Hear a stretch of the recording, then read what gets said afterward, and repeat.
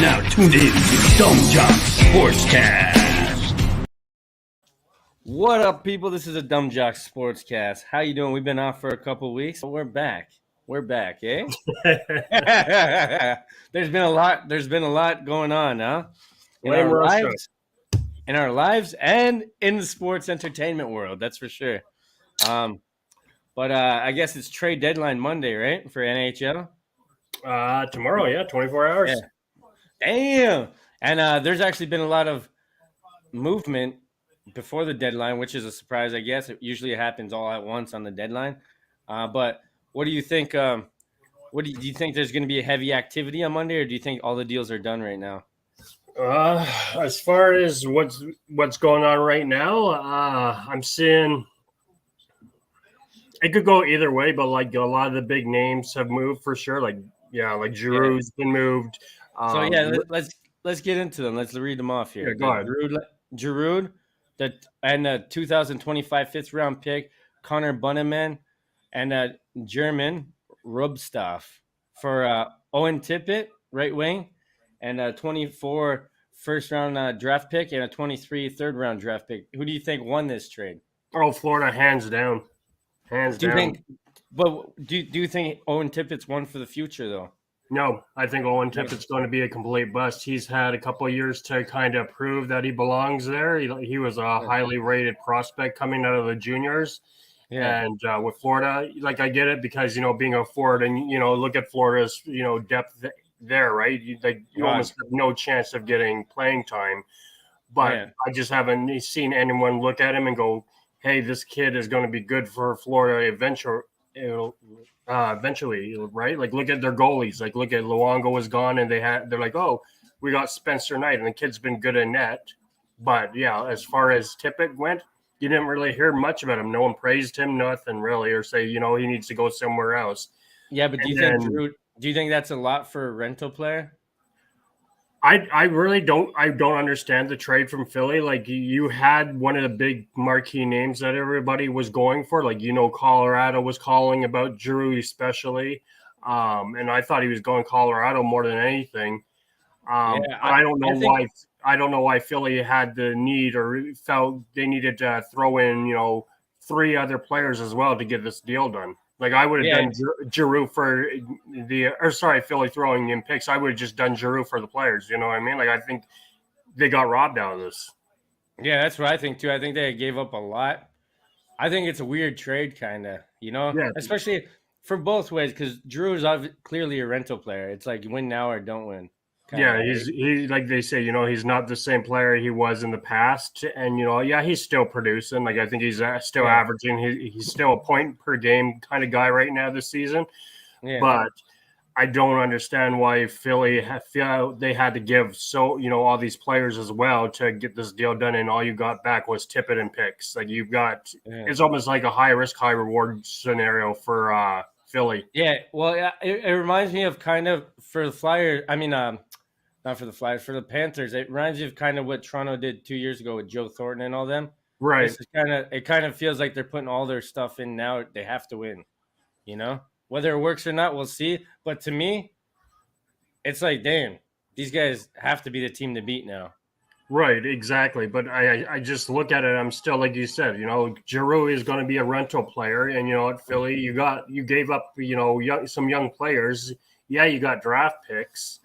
Well, drafts, like we said, like last time we did this, the drafts haven't been overly strong, and even this upcoming draft, this is not a strong draft class again. So you've kind of rebuilt slowly, and now you've just kind of taken 3 steps back again now, because now you've given away any young players that might produce. I think Florida is going for the Stanley Cup this year. Oh yeah, absolutely. Everyone knows this is like you said, for Florida, it's kind of like a Maple Leaf scenario. This is we're all in, and we're making a run for it.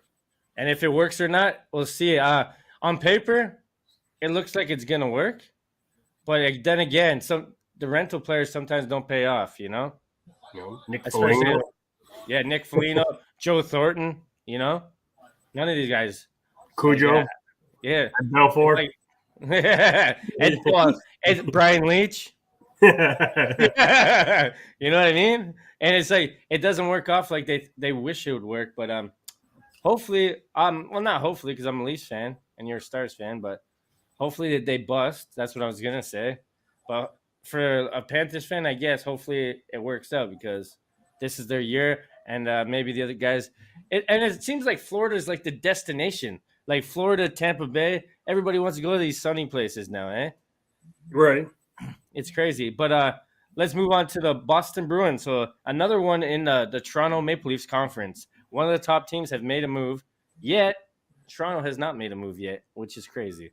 But Hampus Lindholm from the Ducks and Cody Curran for the first round, second round of 2022, 2023, and 2024 second round draft pick for Vakanainen and John Moore.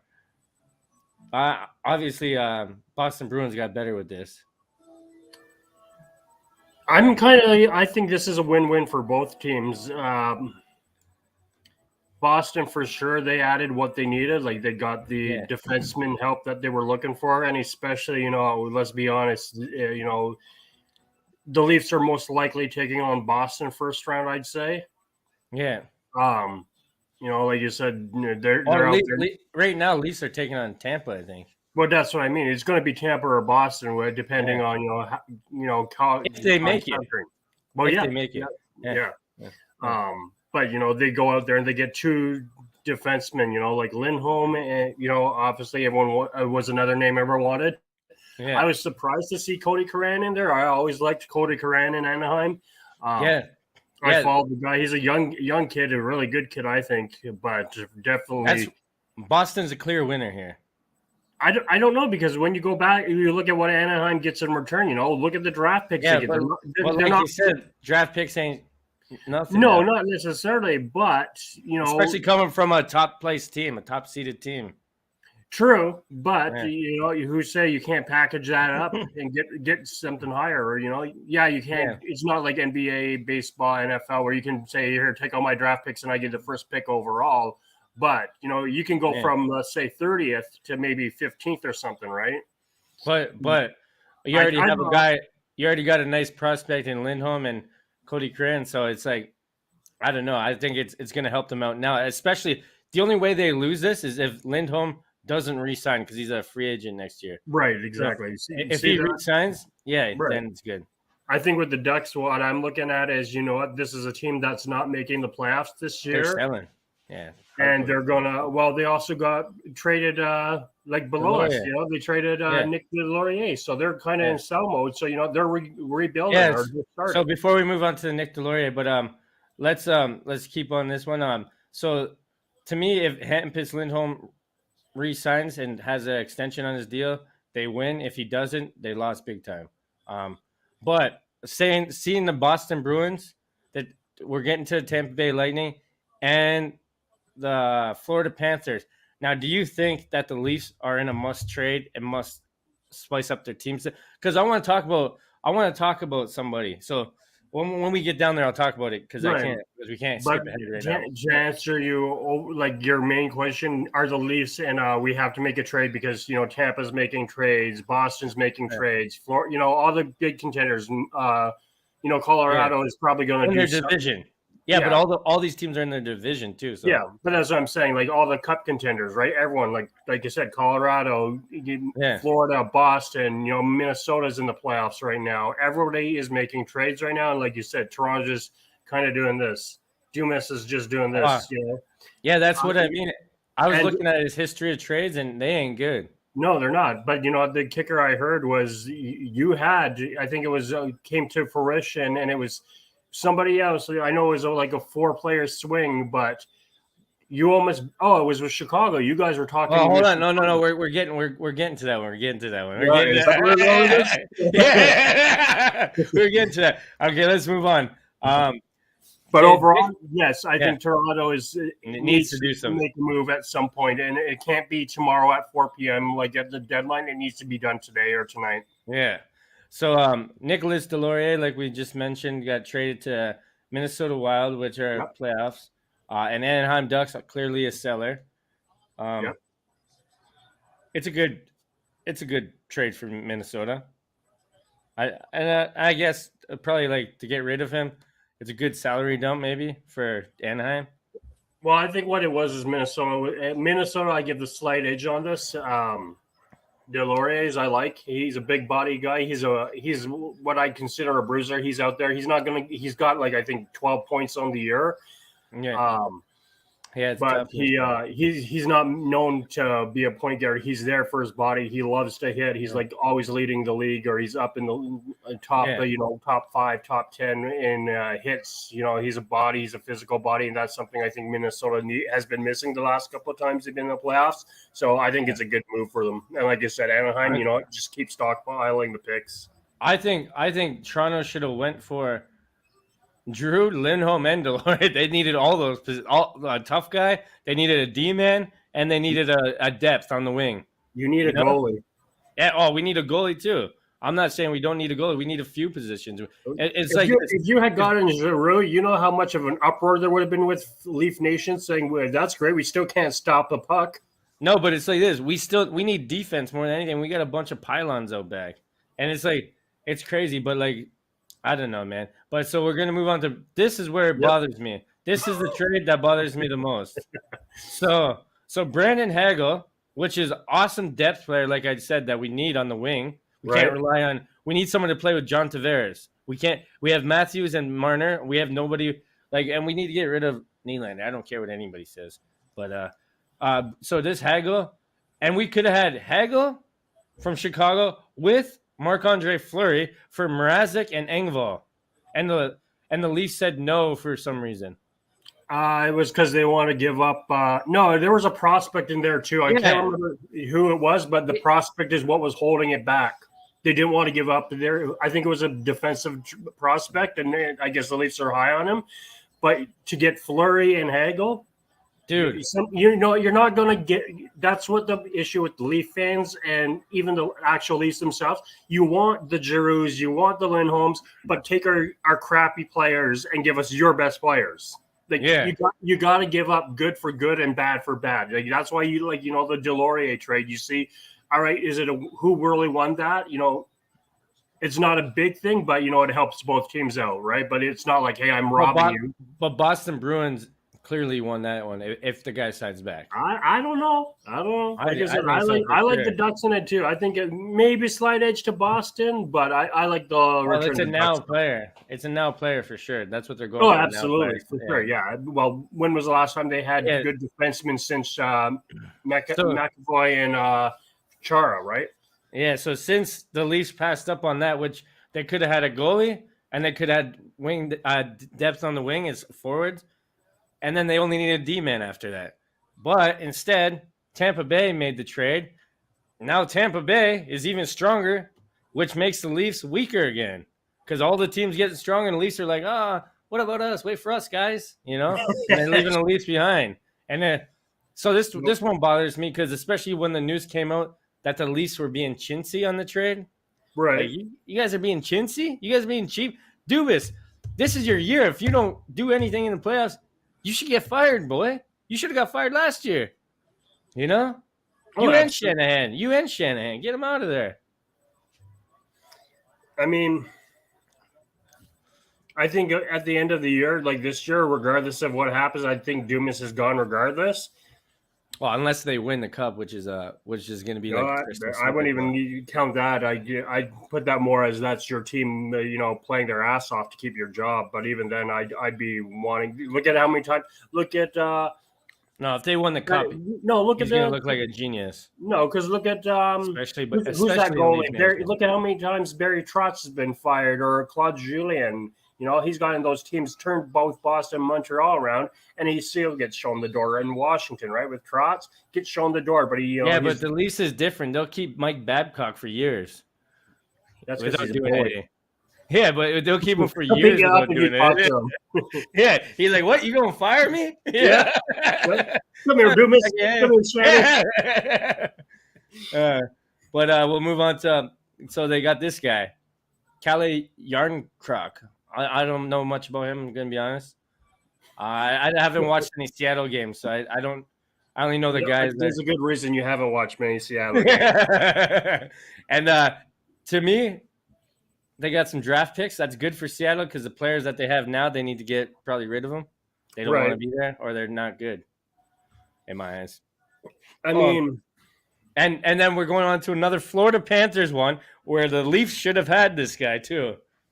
You know, watching all our targets go. See ya, Maple Leafs. Right. Damn. Yeah, but here. So what do you think about who won this trade between Calgary? Calgary for sure because they're in playoff contention and they want to win. Yeah, and you know, like you said, as far as the Cali goes, it's a depth move. Yeah, but it's kind of, you know, if Florida loses, like let's just say Lindholm goes down or Johnny Hockey drops or anything like that, right? You've got some depth still, and you know you didn't give too much up either. I don't think that's too much to pay for again rental player move. Let's just say by the end of the season, Matthews and Marner both get injured for a week. We'll even say a small injury, like 2 weeks. They miss 2 weeks of the playoffs. That'll be detrimental to the Leafs. They don't have any. Well, look at Campbell's injury, right? And not everyone's not panicking too much, but 2 weeks. You know, I haven't heard if he's coming back anytime this week. I think it's going to be longer than 2 weeks. Yeah, it's crazy. Call your Zamboni driver up. Call your Zamboni driver. Dude, we got Kellgren, bud. He's a savior. We're going to get to that. We're going to Don't get me started already. We're only 20 minutes into this. So Ben Sherratt, which is another Leaf target that we just passed up on. And he's a defenseman, which we clearly needed. Yep. Unless Dubas has some magic up his sleeve, but I doubt it. Right. They traded for Tyler Smielnik and first-round draft pick from 23 and 22 fourth-round draft pick to the Canadians. I think all the trades that the Panthers made them so much stronger. Right. And go ahead. I don't care what they kind of gave up because I think they're in a I want to win now situation, and these are good moves if it works. Like especially if Giroux isn't a Nick Foligno, it's a good move. Like, but it's hard to tell. Like Giroux still is putting up points this year. He's just not putting up points like he used to. That's all. You're right. As far as Florida, like with this move, especially, I mean, yeah, you know, defense, absolutely. You know, you think about it now. You have not only do you have Aaron Ekblad, who just got injured too, right? He's nursing it. You just got Ben Sherratt, you know, and again, you know, it seems that Florida, Tampa Bay, Boston, those are the three teams that are targeting the Leafs, you know, players they want. And, you know, is it coincidental? Do they know something, you know? Yeah, who knows? But, you know, they're all players that everybody wants. So, you know, I won't go there and say, you know, it's this conspiracy of don't let the Leafs have anybody. Let them get everyone else. Yeah, no. But I just find it odd that it's your contenders. And like you said, Dumas is doing this. Okay. Yeah. It's showing us that he has belief in this squad, which is absolutely crazy because the way they've been playing in the recent weeks. Or it's showing that nobody wants his trades. They don't want the Engvall. They don't want the Justin Hall. They don't want the Robertson. You know, they don't want any of they don't want any of these guys. No, exactly. But he doesn't. Go ahead. No, go ahead. They're gonna have to give up if they want to really do it. They gotta give up a guy like maybe Nylander. Who knows? Marner? No, not Marner, but Nylander. Yeah, Marner. Yeah, we have to get a lot for Marner. If these guys are getting all this for Sherratt, I'll do Marner for Klingberg. How about that? Hell no. Hell no. That's why you're not Dumas. Dumas be calling. All right, I'll do that. No. That's not a no. No. Yeah. So we got another win for the Florida Panthers there, and then Florida Panthers actually dumped this guy off to pick up the other guys probably. Yeah, Vattero. Yeah, so they dumped this guy so they could make the other future trades, which that's what they do. They move guys around, then they make the trade, right? Yeah, and that's why. Yeah, that's why. So the next trade is Tyson Jost and Nico Sturm, which Tyson Jost was making more than Nico Sturm, so they thought they were moving that Jost guy to get Claude Giroux. Yep, that's what I heard Yeah. was, and I think even Mike, remember when we did this our first week, Mike had mentioned that name, Tyson Joss was going to be possibly going to get Giroux. Yeah, And I really thought that was going to be the move. Like, I think that was a big piece that Philly was looking at is, hey, okay, we're getting rid of a forward. You know, let's get a young one back. I mean, like, you know, they still got one in Owen Tippett. Well, look at it. Giroux is left wing. Tyson Joss is left thought, wing. you know, they got more Joss. Yeah, so Tyson Joss is left wing. Giroux is left wing. So Nico Sturm is center. So that they made those trades to get Giroux, but Giroux changed his mind and went to Florida probably. I think he knows Colorado's not the real deal. Ooh, damn! So who do you think won this trade? Minnesota Wild or Colorado? Nico Sturm is cheaper. I look at this deal and I go, who cares? It's a who cares deal. Yeah, it's kind of it's a whatever. It's like I look at more as is it more probably salary caps? You know, probably one makes more than the other, or blah blah blah. Yeah, I think it was just Sakic was trying to get Giroux, and that he like you said, you're going to have to open up a space somewhere, you know. Yeah, and that's what they did, and they didn't get him. But the next one, Josh Manson, another Leaf target, gone, gone, get out of here. So Josh Manson, which would have been excellent for the Leafs, instead he goes to Colorado, which is a good move, I think. Oh, absolutely. My question here is for Anaheim is that's three defensemen you traded. What are you doing here? Who's playing defense here? Nobody, bud. They're throwing the season. But, I mean, let's look at this for a quick second. How many draft picks has Anaheim stockpiled now with that? That's one. Where are we? Yeah, at least one. One, they got one. 1, 2, 3, 4. 2, 3, 4, 5. 5 draft picks. And they're not, like I said, they're all first and second rounders. Like, yeah, they got 5. Yeah, so it's good moves. This is what a good rebuild looks like. Yeah, like this they're not just they're not just selling for the sake of selling. They're like, all right, you want that bad, you're going to be paying us something hefty. Yeah, well, it's like this. If the future classes are good in the draft pick classes, then yeah, it's good, But if they picked shitty, it could be terrible. Well, yeah, that's the thing. If it's exactly. If it's a bad payout, or if it's you end up getting like Yurnel Yakovovs or Valerie Bures. Yeah, it's like damn. Yeah, and then we got a little lesser one, Michael McNiven, and for future considerations, it's whatever to me. Oh, dude, I heard Pavelski. Something about Pavelski. Is he gone? Oh, he resigned with Dallas. Oh yeah, he resigned with Dallas. Yeah, I knew something happened with him. Yeah, he got the. I think it was another 1 year extension. 1 year, $7 million, I think. So he believes then.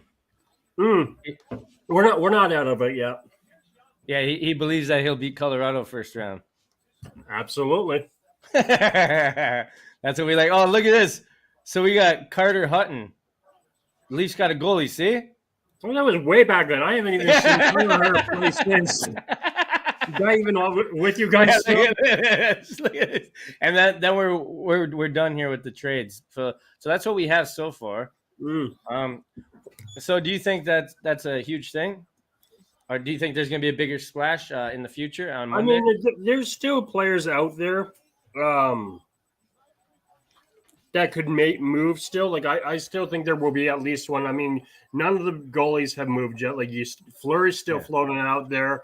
Varlamov's out there. Holtby's out there. Well, we're going to get to the Leafs. Leafs should make a move for a goalie. So I'm going to bring up all the names you just mentioned. So the Leafs should make a move for goalies. They have who's all the goalies out there? So the goalies that they're interested in were Fleury, which they already bottled, or they're going to be paying large for now because they refused the first deal. Holtby from Dallas, Varlamov, and Anton Forsberg, or whatever the guy's name is, right? Anton Forsberg, yeah. Now, if you're the Leafs, do you get any of these guys? No. No? No. Fleury, you had your chance with Fleury. You didn't want to. be And fair and, on it. and if you're any of these teams, like let's say Dallas with Holtby, would you want Mrazek? No, I don't want Mrazek. I don't. I see Mrazek as a downgrade for most of these teams. Yeah, that's what I mean. That's who the Leafs have to offer. If they don't want to give up Campbell, because they don't want to, they're gonna have to give up Mrazek or maybe that new backup, the new starter actually. Oh, Calgary. Yeah. And that's what I was going to say. If Toronto called up Dallas and say, "Hey, would you do draft picks or salary cap retention, and we'll give you Calgary for like Holtby," I'd be fine with it. Yeah, but the thing is, like, yeah, see, they'd have to get rid of a goalie because they already have 3 goalies now, right? So it's like, well, that's what I mean. But if you give us Calgary, right, and give us Holtby, cut Carter Hutton. Yeah, or Mrazek. See you later, Mrazek. And yeah, but like Mrazek makes 3.5 mil, right?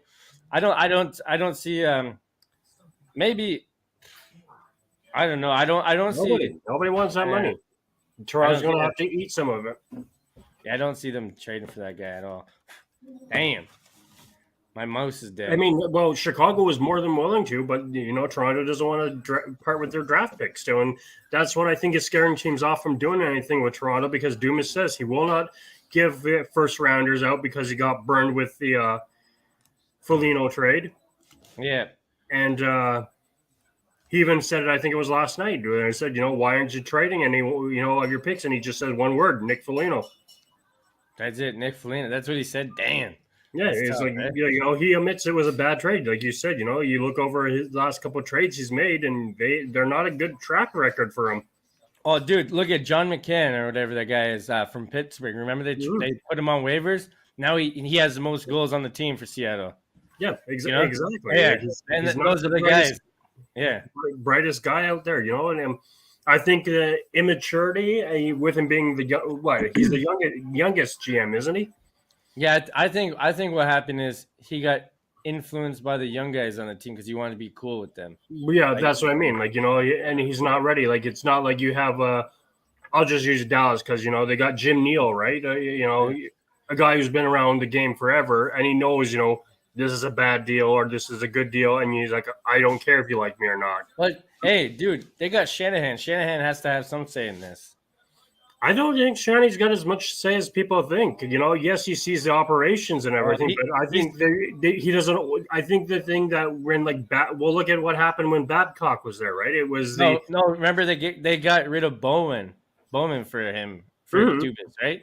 So they let Bowman walk and kept Dubas, I think. Right, but that's what I'm saying is I think the clashing. Like with Shanny and Babcock was what, like you said, let's bring in a young kid, and they bring in Dumas, and he can kind of relate to the younger players like your Matthews or Marner, and like you said, I'll be the cool GM and I'll listen to you, and Shanny, you just stay out of it. Just tell me how much money I can spend or what players I can go for, and I'll do it. Yeah, I think it's a bad look, but there's a reason the Leafs can't get out of the first round. So your opinion, like, should the Leafs make a move for a goalie? As far as I was going to say, as far as this topic goes, because we got sidetracked, bashing away on Kyle Dubas. Hell, they should. They definitely need to make a move for a goalie. But I think they need to find. I think they definitely need to visit Campbell and see where is he at the injury. If this is going to be another 1 to 2 weeks, yes. If he's back this week, no. I don't think you panic and make the move for a goalie. Yeah, I think they shouldn't make a move for a Fleury. I don't want to see Fleury at the Leafs. I don't care. He doesn't. Well, he doesn't. He's not coming. He's even said he does not want because he's got the no trade clause too. He doesn't want. Oh no, he already said that he said he'll go to the Leafs, but the Leafs rejected the trade. Yeah, already. So the Leafs. He already got rejected by the Leafs once. Do you think he'll want to go back? Hell no. No, exactly. Any of the other players like the Alexander Georgiev, Holtby's hurt right now. But any of the other goalies, no. I think I don't think you have a chance of bagging any of them. So the guy that could have went was Hagel from Blackhawks, and Jonathan Tay said this: Chicago is in a rebuild stage, and if they don't want to rebuild with guys like Hagel. He's like, I don't know what to say. He's like, because he viewed that as a big loss for the team. He's like, you're supposed to be rebuilding, and you give away one of the young guys, and Right. Yeah, so it's kind of crazy. You know, you think like a Kane would go. It's like the Florida move, right? You know, right. Florida is still a young team, but you know, you gave Owen Tippett away.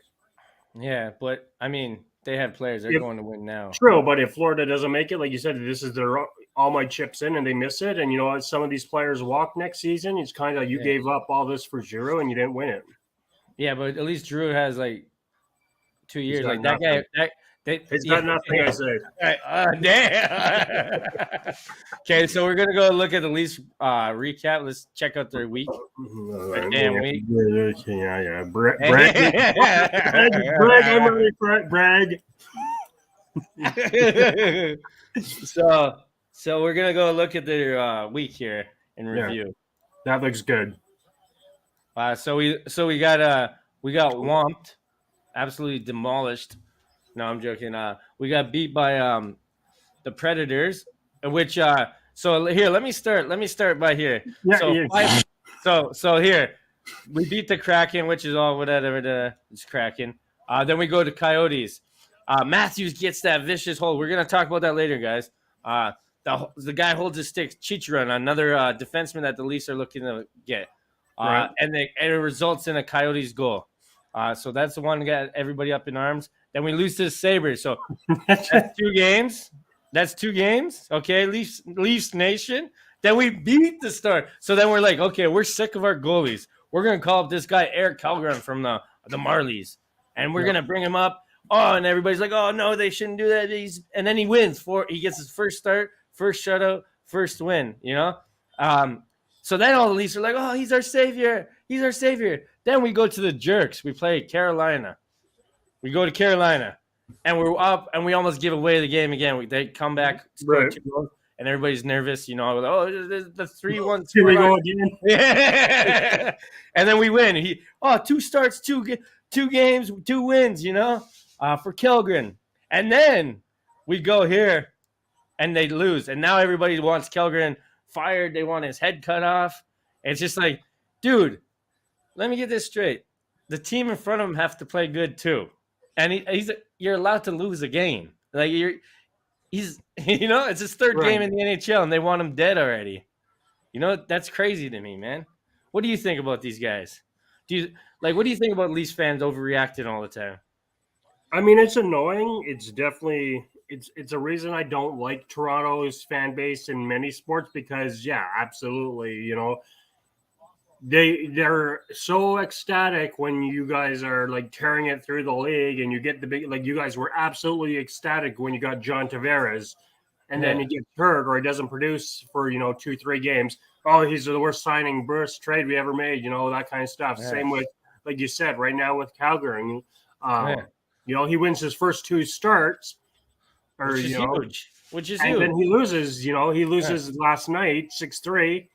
And everyone, like you said, is calling for his head. We got to get Campbell back in net or put Mrazek back in net. You know, it's like, but you don't want Mrazek or Campbell because when you put them in, then you're calling for their heads. Yeah, so it's like, who do you want? Just put a pop can in net, and then we can play with the pop can. Get the pop can out. Get the pop can out.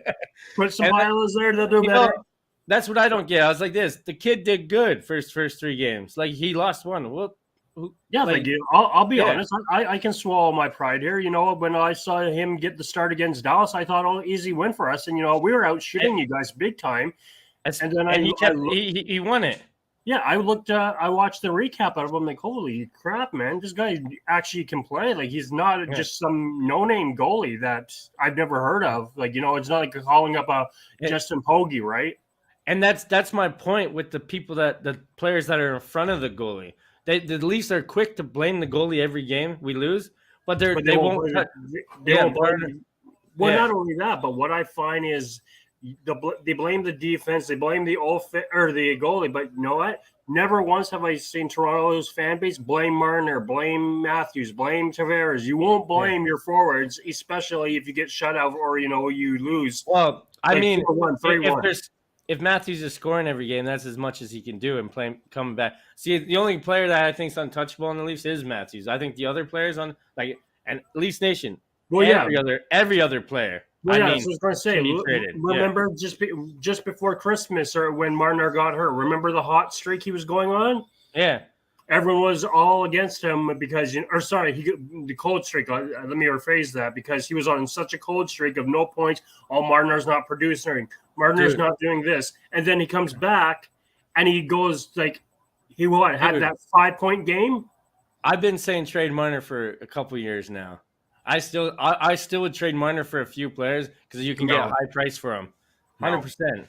Absolutely not. No. Yeah. Dude, I'd rather Matthews out of Toronto before Marner. Oh, no, buddy. Goals first before some shitty-ass assists. You need a team player. You need. I don't care about your goals. Dude, you can. He's on. Dude, he's Matthews is a way better two-way player than McDavid will ever be. I'm not even looking at McDavid here. I'm telling you that. So if you have a McDavid on a team, you're not going to trade him, but you trade Matthews instead. That's crazy. I trade Matthews because I don't. You got to be Matthews Hill, man. No, because look at it this way. Oh yeah. Matthews is a goal scorer and the best two-way player. 46, 47 goals, something like that. Whoa, big whoop. What? Big whoop. Whoa. Big whoop. Whoa. Let's say he finishes, I'll be generous. Let's say he ends the season at 60 goals, let's say. I don't give a rat's ass if he's got 60 goals. He's better than every star player combined. Oh, my God. Here we go. Yeah. Stars have made the cup more recently, and Matthews has been on the list since then. How's that work out? Yeah, it's because the rest of his team is garbage. Because they got players like John Tavares and you can't see the Leafs are garbage when you finish first in the conference. Oh, dude, they're not garbage, but they're not where I think they should be. And that's the players. That's the players, bro. You're telling me you would trade Matthews? You're absolutely insane, absolutely. bro. You're saying you're absolutely insane. You're saying that Marner can get you this high payout. What do you think you could fetch for Matthews? Yeah, dude, you can't fetch goals. That's the difference. You can fetch. You're saying you wouldn't do all in, chips all in across the table move if you gave up, say, Matthews for Ovechkin? Hell no. Ovechkin's old. He's producing. He's your boy. You brag that he's producing. Matthews is at the top. Ovechkin's not right now. He's not far behind. He's not far behind, but he's not at the top, and Matthews is. That's the difference. Matthews is the best goal scorer. But you could also get a lot. You could get draft picks. You could get, defensemen, forwards. Since Matthews has came to the game, the NHL I'm talking about, he's been the best goal scorer in the league. I would never trade that. Yeah, he's definitely the best. Stats don't lie. Stats don't lie. He has the most goals. That's lie. It shows the Leafs finish first every year almost, and you still can't get out the first round. Dude. Yeah, because we got soft-ass players and we have a bad GM that makes bad moves. You sound definitely like a member of Leaf Nation now. Oh, no, dude. You're not using your head. You're like, oh, yeah, we should get rid of the best goal scorer for some John Klingberg. Oh, would you trade Matthews for John Klingberg? Like, are you retarded? Like, why would we trade Why would we trade anybody for that guy? The guy can barely fucking hold a hockey stick. Never mind. Play on the Leafs. He may not be able to hold a hockey stick, but he'd still be better than any guy you got right now. Oh, damn you, guy. All right, let's move on. We'll go to the Dallas Stars recap. You're all fired up already. 40 minutes into this, we're already. Yeah, here we go. We got Dallas Stars recap. Let me get that up on the screen. Not a good week for us. I know that much. Not a good week. Yeah. Okay, here we go. So we got the DSs, man. The only Stars that should be in Dallas is the Cowboys, baby. So here we go. So where do you want to start? Fifth game back, or we'll start. No, we'll go same as Toronto. Let's start with the what is that? We'll start with the Wild. Wild, okay. The Wild. So you won 6-3, which was a good win over the Wild, their playoff team. Then you lost 2-1 to the Preds. I didn't watch these games because I was busy, but then you lost to the Rangers, which was it looks like it was a no defense type of game. Yeah, 7-4. Yeah. Yeah, no defense type of game. Oh damn, where'd you go? Then you went to Toronto. yeah, then you went to the Rangers. Then you went to Toronto, lost 4-0. Maybe still a little shaky after the Rangers game. Yeah, most likely. And then you went to Toronto, and you guys probably like no Matthews. We got a not Klingberg, Kellgren in net, a rookie goalie. You're like, oh, this maybe you guys took us a little lightly, you know? And then Yeah, well, that's what I said to you, right? I thought that was going to be an easy win. Yeah. And yeah, especially no Matthews too. He's like, fuck him, right? And then you went to Canadians. You beat them in overtime, which is good. F the Canadians. And then you went to the Stars and lost again. Yeah, you guys had a tough week. We went to the Stars, eh? I mean, you guys went to Islanders. Yeah, but you guys. I played the Islanders. You guys had a tough week, yeah. Oh yeah, that's 4 losses. Damn. Yeah, 2 and 4, and Yeah. then we play tonight or play a 2. Yeah, we play. I think 2 o'clock against. I think you guys Washington. had it as bad as a week as the Leafs, maybe even a little worse. I think because you lost the Leafs. It was not a. Yeah. I mean, the only good thing is I think now when I was looking at the standings, I think Yeah, we'll get to the stands. we were kind of chasing that first wild card, but I think that's been locked up now by Nashville. So I think with the teams that are in the playoff race still, like as far as Dallas goes, we're still probably got the most logical chance of getting it because we still have, I think, 3 or 4 games ahead of Vegas, who's got the second spot, and they're only ahead of us by 3 points. So, we get on a tear, we got a chance still. But like I said, today we play Washington, and we're using our AHL goalie. Yeah, so you're playing Washington, so that'll be another hard game. That's what I mean. And then look at our matchups. You got Washington. Then, look at our last 5 games. You got Maple Leafs, Islanders, Capitals, Oilers. That's not a fun stretch there. No, especially Oilers will be peppering your goalies because your goalie's out, right? Exactly, and then even throw the Rangers, Predators and Wild. Those are all playoff teams minus the Rangers and Canadians. Yeah. Yeah, everyone and Capitals, but still, Washington's always a good team. Yeah, but Washington's actually in the playoffs. Oh, yeah, Washington is. Sorry. Yeah. But yeah, that's what I mean. The Rangers aren't in the playoffs? I don't think the Rangers are in the playoffs. I think the Islanders aren't in the playoffs. The Rangers are. I don't know. Somebody from New York isn't in the playoffs. Yeah, one of those cocksuckers. But either way, out of those 8 games, 6 of those teams are in the playoffs. That is not a stretch you want to go through. So, what do you think about? So, there's news here out of Dallas is the big one. Dallas Stars signed forward Joe Pavelski to a $5.5 million extension for 22 and 23. You think that's a good look? You think that's a good fair? Yeah, since the Pavelski signed with us, absolutely. The guys produced last year. He was just lights out getting points, and even this year, he's been at least a point a game, if not a point and a half a game. And so I like the move. I like re-signing him. If we don't do anything at the trade deadline, and that's what we did, I'm happy. So what's on this Heskin in front then? Out indefinitely for the Stars. Oh, he's got mono. Yeah. So he's out indefinitely though. Yeah, they don't know when he's coming back. So that's why people are saying, are they even going to move Klingberg right now? Because he's stepped up and he has. I've watched a few games and he looks like the Klingberg of older. He's been more physical, playing more defensive. He's not getting the points. He's not getting the assists like he used to or the goals. But he's definitely stepped up to be that big body presence, almost like a Chara style. Yeah. Damn, so, man. I mean, you lose your top defenseman, Tomano, who knows? It could be in a couple of days, could be, like I said, could be a couple of weeks. So, this is not ideal time. So, I'm not expecting us to get a Chichurin or Chara or, Justin Braun at all.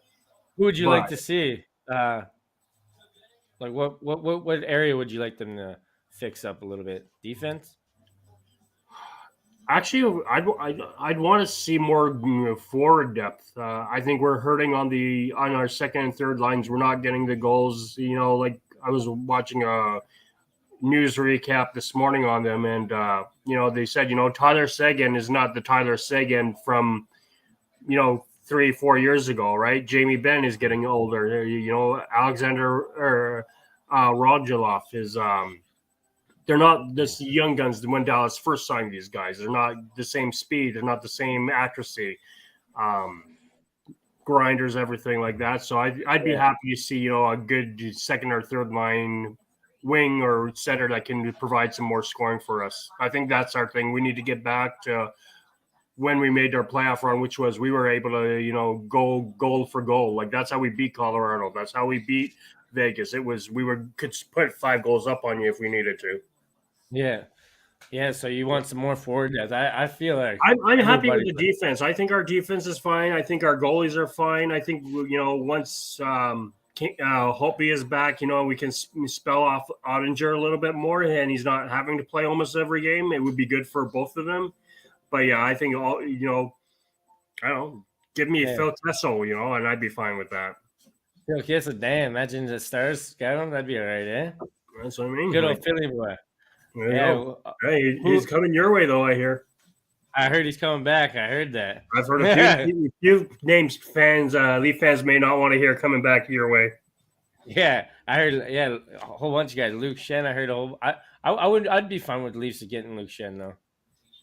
I think he's. I don't think Shen's going to be moved though. I hope. I'd like to get JT Miller and Shen, too. But hey, every player that I said I want to get, they got traded to another team. So. Well, I think the JT Miller move is dead. If it hasn't happened by now, it's not happening. Well, we'll see. We still got one more day. So whose no call was worse, the Ovechkin hook, or the or who was it? That Chychrun hold on Matthew's stick that resulted in a goal. So it was Ovechkin hook on Hyman, and it both resulted in bad outcomes. Oh, I see them as good outcomes. But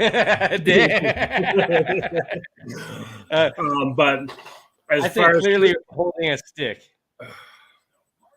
You can't hold another. You can't grab another man's stick. You can't. But I mean, the embarrassing.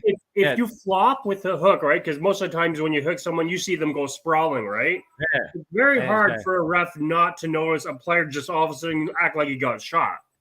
No, but when the Chychrun guy held Matthew's stick, nobody flopped or flopped over it. The guy literally. But that's what I'm saying, because they looked at it as, okay, let the play go then. They're playing. Like, if he had fallen down because he grabbed his stick, like if you threw him off balance, I think you get your call there. Yeah, but that's what I mean. Looking at that still as let them play overtime hockey. You can never take your hands off your own stick and put your hands on another player's stick. That's right away a penalty. You can say the same thing. You can say the same thing about hooking. You're not supposed to hook.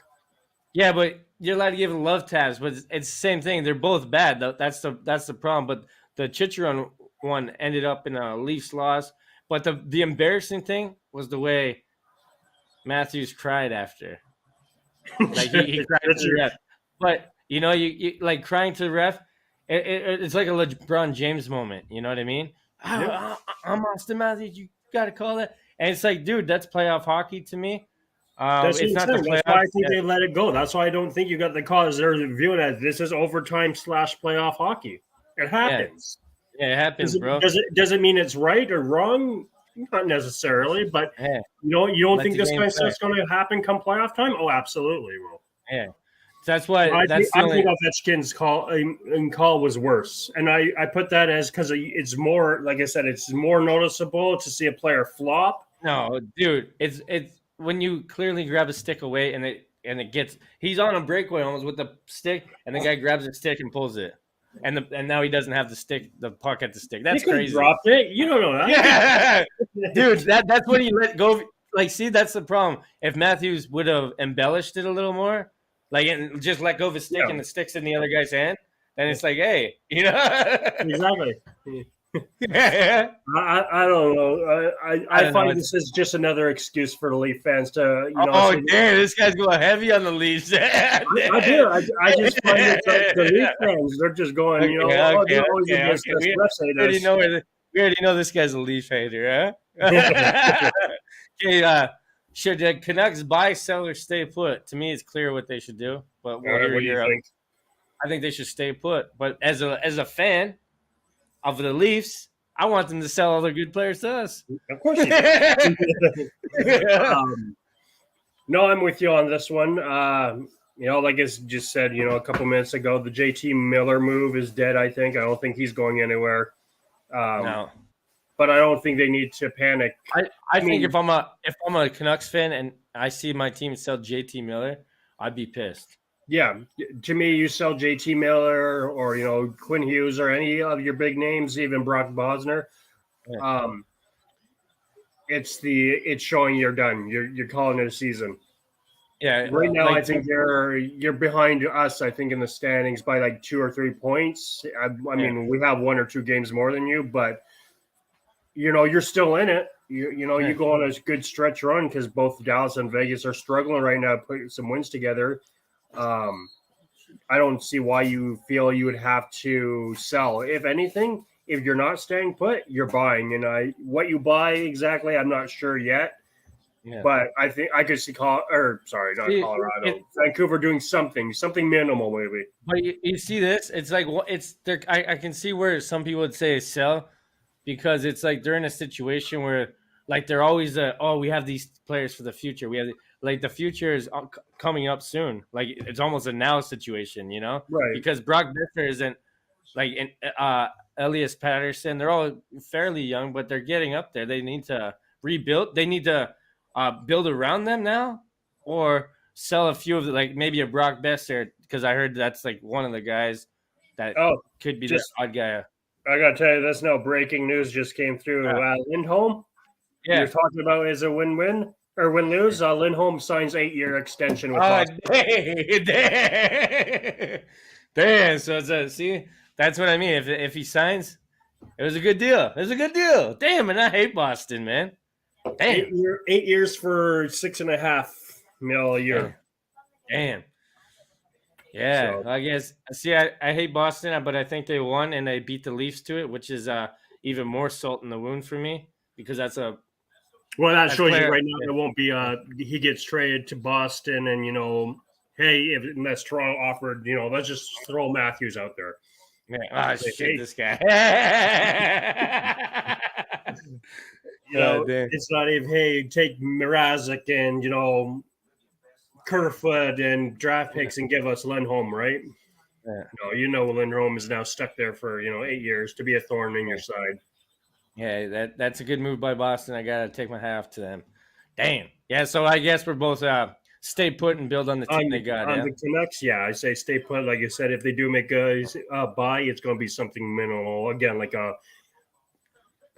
Phil Kessel, something like that. Not a huge. You're not going to see a huge name get moved there or be sold. Yeah, like I'd like to see the Leafs trade Nylander for Brock Besser, but hey. Okay, so the Stahl brothers becomes the first brothers actually to play 1,000 games. What do you think of that? That's pretty good. Jordan? Yeah. It's pretty crazy, eh? I think they're the I've always liked the Stahl brothers. I've liked all 3 of them coming out. Obviously everyone knows Eric. Eric's the big name, and then there's Mark and Jordan. Jordan's probably second name, and then Mark is just who's Mark, right? Yeah. But they're all talented in their respected positions. Yeah. I mean, like I said, I my 2 favorite were always obviously Eric and Jordan, but with Mark, watching him when he was with the Rangers for a bit, I remember him. He was good. Yeah, Eric's clear cut the best one. Yeah, he played. I'm pretty sure he helped to lead the Carolina when they won the Cup that one time with Cam Ward and them. Yeah, and Jordan playing with Pittsburgh for a bit. I'm sure he's got a ring there too. I think Mark's the only one who doesn't have the ring yet. I think it's a pretty good family achievement for them guys. It's pretty good. Trio brothers, Absolutely. Yeah, Who do you think? Who is your favorite, brother situation in the NHL? I actually, being a Stars fan, I loved the Ben boys. I loved Jamie and Jordy. I loved it. Yeah, I don't know, Ben. Obviously, like old school, the Sutters or something, but Yeah. Oh, if we're going to old school, like if we're going to old school, you got to go with the Berets. Yeah, the Berets for sure. Yeah, Berets. I mean, sadly, Valerie didn't live up to. How about the Gretzky's, bro? Keith and Wayne. Oh God. Yeah, I got it. The Gretzky's what Keith plays like maybe 5 minutes of a game. Yeah. Right. But Oh, hey, yeah. What do you think about do you think it'd be cool to see LeBron and his son play together or no? no. No. I can't. No, it'd be good. It'd be nice for them, not for fans at home. Probably for It'd be a them. public it's a public relations like dream, it's LeBron versus his son, right? Yeah. It'd be no different. But no, I think it'd be bigger. I don't think the masses would care. I think just LeBron and his son would care more. That's what I mean. It's the same as like they joke about Tom Brady coming back, right? They're like, because his son, I think, is going into college or whatever. Like if Brady plays 2-3 more years, it could be Brady versus Brady. Yeah, that'd be crazy. That'd be nuts. But don't put it past Tom Brady. You're like, oh, I'll do it. Yeah, I mean, the guy still looks like he's 25 out there. Eh? Exactly. Okay, right? so of course, a few of these guys are traded already, and one is on the Stars, but still, you could still pick him. Like, would you like you could see him leave or stay? But, right. Who would you rather have suit up for your team? So I'll go first because I'm a Toronto guy, and we need these players. So I think this question is more geared up. What it looks like all Toronto picks. So Claude Giroux is gone. We needed a left wing. Lindholm gone. We needed a defenseman. So out of the guys, I would like to see Mark Giordano. Obviously Jacob Chicharon because he's younger. But I'd like to see JT Miller. I'd like to see any of them. We need all of them. It's like, but for me, JT Miller and the defenseman, like John Klingberg, I think that's too much for us. Like, it's just I don't think we can get him. And maybe Jacob Chicharon because he plays on Phoenix, or Mark Giordano. I heard Giordano wants to come to Leafs like hardcore, like, and that's gonna happen. I heard that's like the one that's gonna happen. Right, and that's as far as like from the list here. I'll even throw it in for you guys, like for Toronto. Yeah, I think Klingberg is not going to Toronto at all. No. And I think as far as I don't think he's getting traded. Well, not only that, but like as far as Jacob Chicharon goes, I look at it. I'm like, you made the trade with Arizona for a defenseman already. You got Lubinsky, right? Well, if you were really that honestly in on Chicharon, why would you not have made the trade back then? Why trade for the other defenseman from Arizona now? So I think I'm like you. I do hear Giordano is most likely going to Toronto if he gets moved. And yeah, I've heard, Gio wants to play for Toronto. Yeah, see, to me, it's like the guy's question is, who would you rather see? Me, I'd like to see JT Miller. That's me. If we're talking, even though that they've been moved, with Giroux and Lindholm there. Yeah. If anyone on that list was available still, I'm going Lindholm. Yeah, I'd go with JT Miller because I think he's a guy that we need, like that type of guy, somebody with some heart and stuff. I don't know. I think that's the kind of guy we need. Maybe mess up the locker room a couple. I just can't the boys around. I just can't view Giroux for what they gave to get Giroux, or what Philly got in return. I just still don't make sense of the trade 100%. So I can't, I couldn't see Dallas doing that. Like, I'd be furious if Dallas gave up that much for Giroux. Yeah. And then JT Miller, yeah, he's young, but you know what? Would you take most of these guys on the team, or would some of these guys not make your team, you think? I think the two I would not want – there's 4 on there that I would not want to see, and that would be I wouldn't want us to go for Giroux, and I wouldn't want us to go for Giordano. Yeah, see, the other 4 I'm good with. I'd be fine with Miller, Chicharon, keeping Klemberger, like I said, Lindholm. I definitely want. I think the Leafs, I think obviously if you pick more than 4 players up on your team at the end of the season, that's too many. It'll screw up the chemistry.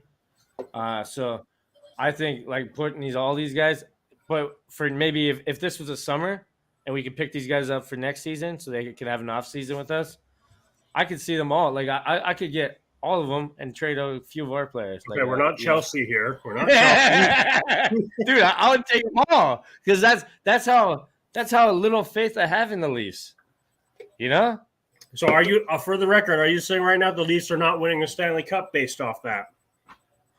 I don't think they have a chance. No, you Okay. gotta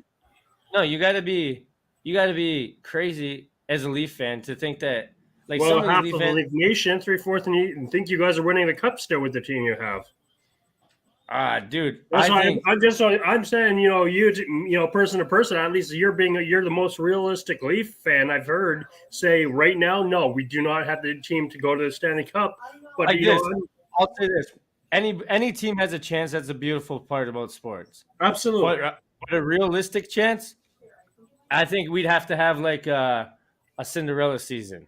Right. Well, that's why I look at the Dallas Stars when they went to the Stanley Cup and played Tampa Bay. Who really took Dallas to go to the Cup that year? And I think we took game 1 or game 2. Overall we pushed Tampa to 6 games.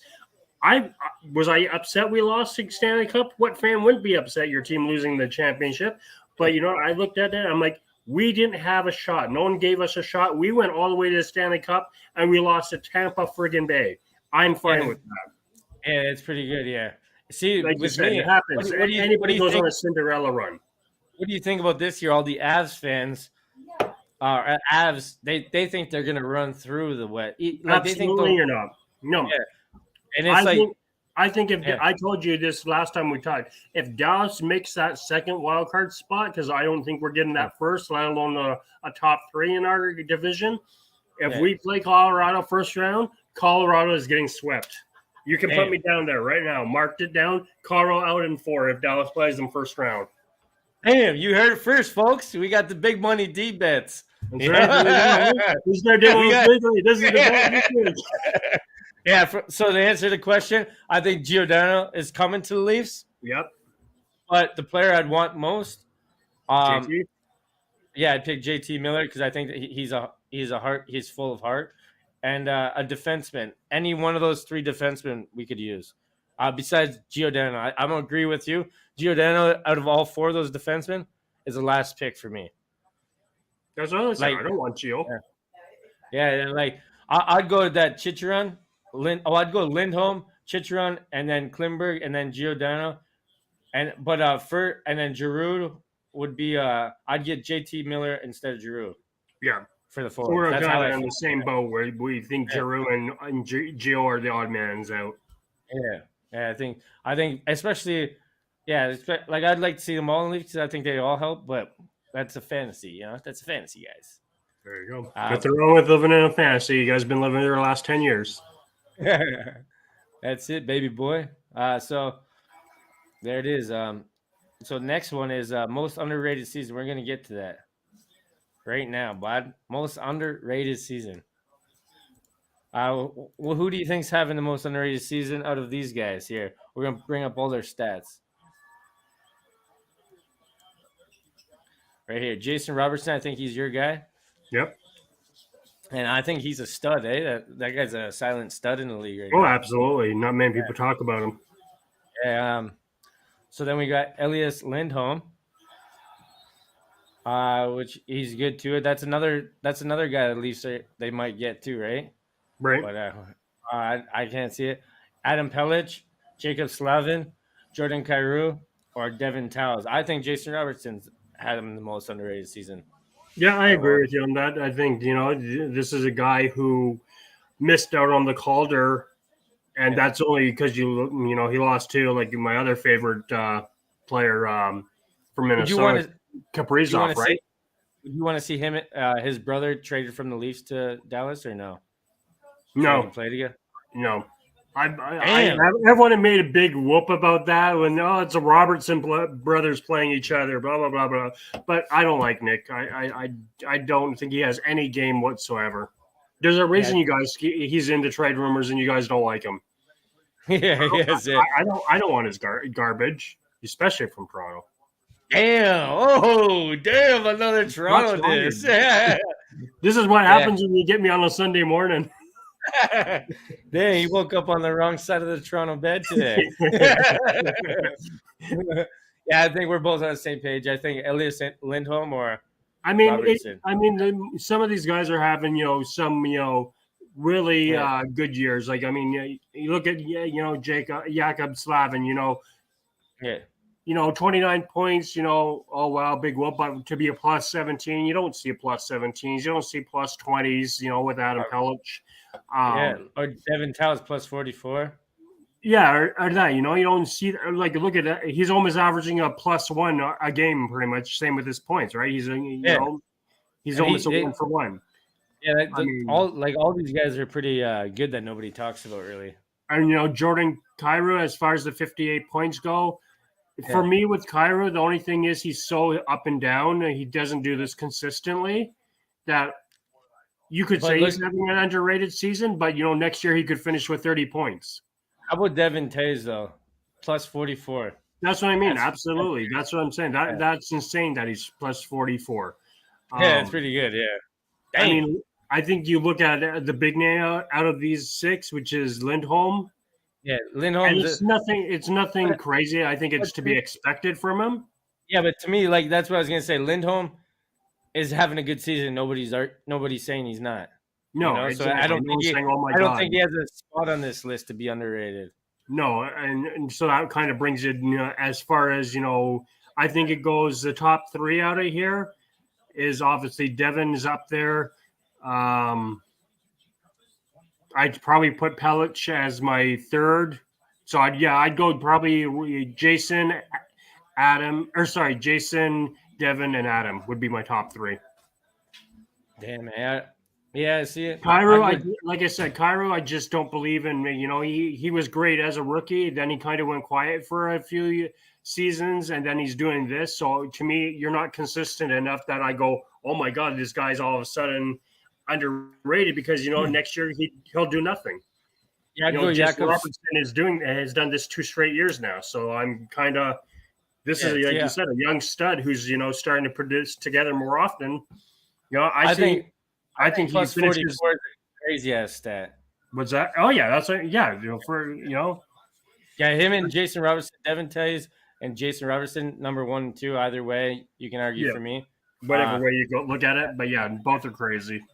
Yeah, and Jacob Slavin, I'd pick as the 3rd guy, and Elias Lindholm, I think he shouldn't be on this list. It's to be expected from him. I don't think he should be on this list. Yeah, and that's it. After that, that's pretty good. Damn. So we're moving on now. This is so let me get into this as a Leaf fan, guys. So Matthews cross-checked Erasmus Dahlin from the Buffalo Sabres at the Hamilton Heritage game. Did he, for a first offender, did he deserve the 2 game? Because if you look down the list, everybody else they cross-checked only got a fine, right? So saying that, they only cross-checked him. This guy hit his neck in his face. So I get it that it's Matthews. He's not a dirty player. He got frustrated because he was getting he had a target on his back the whole game, and he got frustrated and he did that. Okay, I get that. But if it was the other way around and Rasmus Dahlin cross-checked Matthews' head, now what would you guys be saying? That's all I got to say. How bad do you think Leafs Nation would be up in arms about that? Oh, absolutely. Did Matthews deserve this? Absolutely, 100%. And I'm not saying that, I've been bashing on the Leafs this morning, but the way I look at it is the league, this is any sport. The league looks at who retaliated, and it was Matthews who retaliated. Absolutely, Dallin was the instigator here, but that's what you do. You instigate. Every team does that. You are meant to instigate. Look at the players. Sean Avery. You think Sean Avery was meant to play hockey, or was he there to instigate? Matthew Barnaby, same idea. Instigate or play hockey. These guys were brought on to go after the top players and get inside their head. Yeah. And that's what he did to Matthews. No, but this is what I'm saying. I'm saying this. this is where it comes back to Dubas. He doesn't have a guy to protect his stars. Like you No, have he Wayne doesn't. No, Simmons, you don't and have Wayne, somebody up there. yeah, and Wayne No, Simmons isn't doing the job. no, No, no. That's what Simmons. No, I think Simmons wants out, and he doesn't care if he plays or not. I think Simmons wants to be more of a goal scorer. But he's not. He's never been a No, goal scorer. He's no. not. His build and his style play, he's not going to put Dude, up 20, 30 points. He's that's not a where goal scorer. that's where we need a guy like JT Miller, maybe some guys that are hit like that Delorier guy. That's where we needed these You need guys. a bruiser, like a Yeah. boogeyman. Yeah, I think. Yeah, I don't think in the NHL there really is a boogeyman anymore. Do you? No, there's not because everyone's gone soft now. Everyone's Yeah. so much health and safety. Protect. Don't touch this player. Don't touch Matthews. Don't touch Crosby. Don't touch McDavid. Don't touch Ovechkin. It's gone soft. It's like the NBA. Remember NBA? Like everybody's hitting 3-point shots because people don't understand it. You can't contest it. Contest it means you can't even try to block it. If you try to block it and lean into his space, it's a foul. Yeah, It's like you get your foot right there, regardless. yeah. So it's like that's why nobody's trying to block it anymore. They let them have the shot. It's crazy, and that's what NHL is turning into soft. Exactly. That's why you'll see it in AHL, and you'll see it in college basketball. Like you said, they'll contest those kind of plays, but come to pros, yeah, nobody does it anymore because you're either getting a penalty or you're going to get fouls or whatever. But yeah, dude. I think a cross check. I'm the biggest Matthews fan. I'm the biggest Leaf fan. I think a cross check to anybody's face is a suspension. I don't care. Absolutely. It's almost the league looks at it as an intent to injure. Yeah, but this is the question. So when McKinnon two-handed the ref, right? Why didn't he get anything? Yeah, and you know what I mean. And that's where it's because like McKinnon's a Canadian and he gets these kind of calls. It's true, man. And he's supposed to be the face of the hockey when him and Crosby are buddies and all that stuff. Yeah.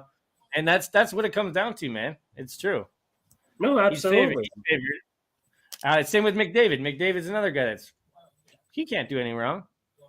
Why would he? Because he's better. so I gotta get that McDavid statement in today. So here we go. At least Eric Kulgren gets first start, first shutout. What's your thoughts? We already talked about that a lot, kind of. But it's a topic, so we'll talk about it a little more.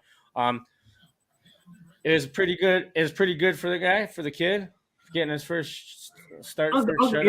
Like I said, being a Stars fan, I can swallow my pride once in a while. I mean, we do get you in 2 weeks again, so it's in Dallas, so I'm sure we'll handle you then. Yeah, but let me ask you this: do you think the Leafs need a goalie? Do you think this is the only guy that has a future in the goaltender situation? Do you think Dubas is going to be I think he's done enough to get Mrazek out of there. Yeah, do you think Dubas is going to make another bonehead move and get rid of this guy, Eric Kulgren, instead of Mrazek? No, because they need a right now trade. Like no. That's the only thing I think if Campbell is still out for a bit, I think he gets rid of Mrazek. But but he wants to. Okay, he wants to get rid of Mrazek, but people might not want Mrazek. No, they'll be looking at Kulgren maybe. And they'll cut him. They'll just waive him. I think honestly, Eric, if out of the three goalies, I'm just. What would you think if Dubas traded Kulgren? What would you think about it? It's a boneheaded move.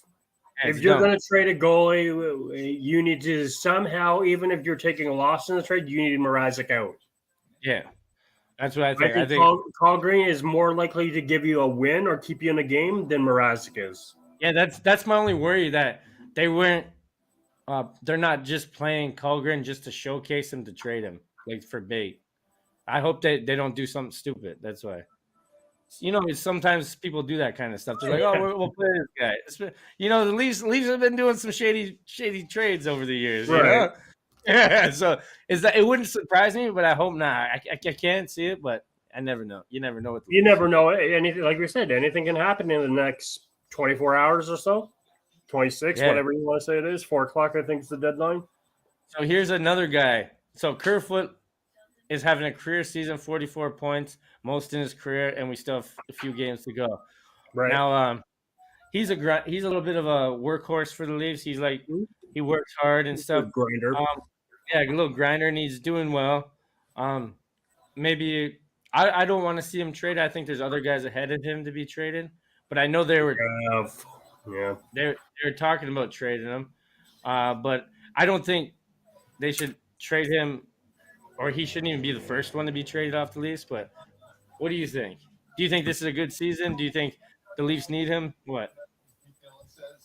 I don't think you need him, but I'm with you. It's a player I don't think you need to trade. I don't know why he's being, kind of swung out there or dangled out there as trade bait. Yeah, it's crazy.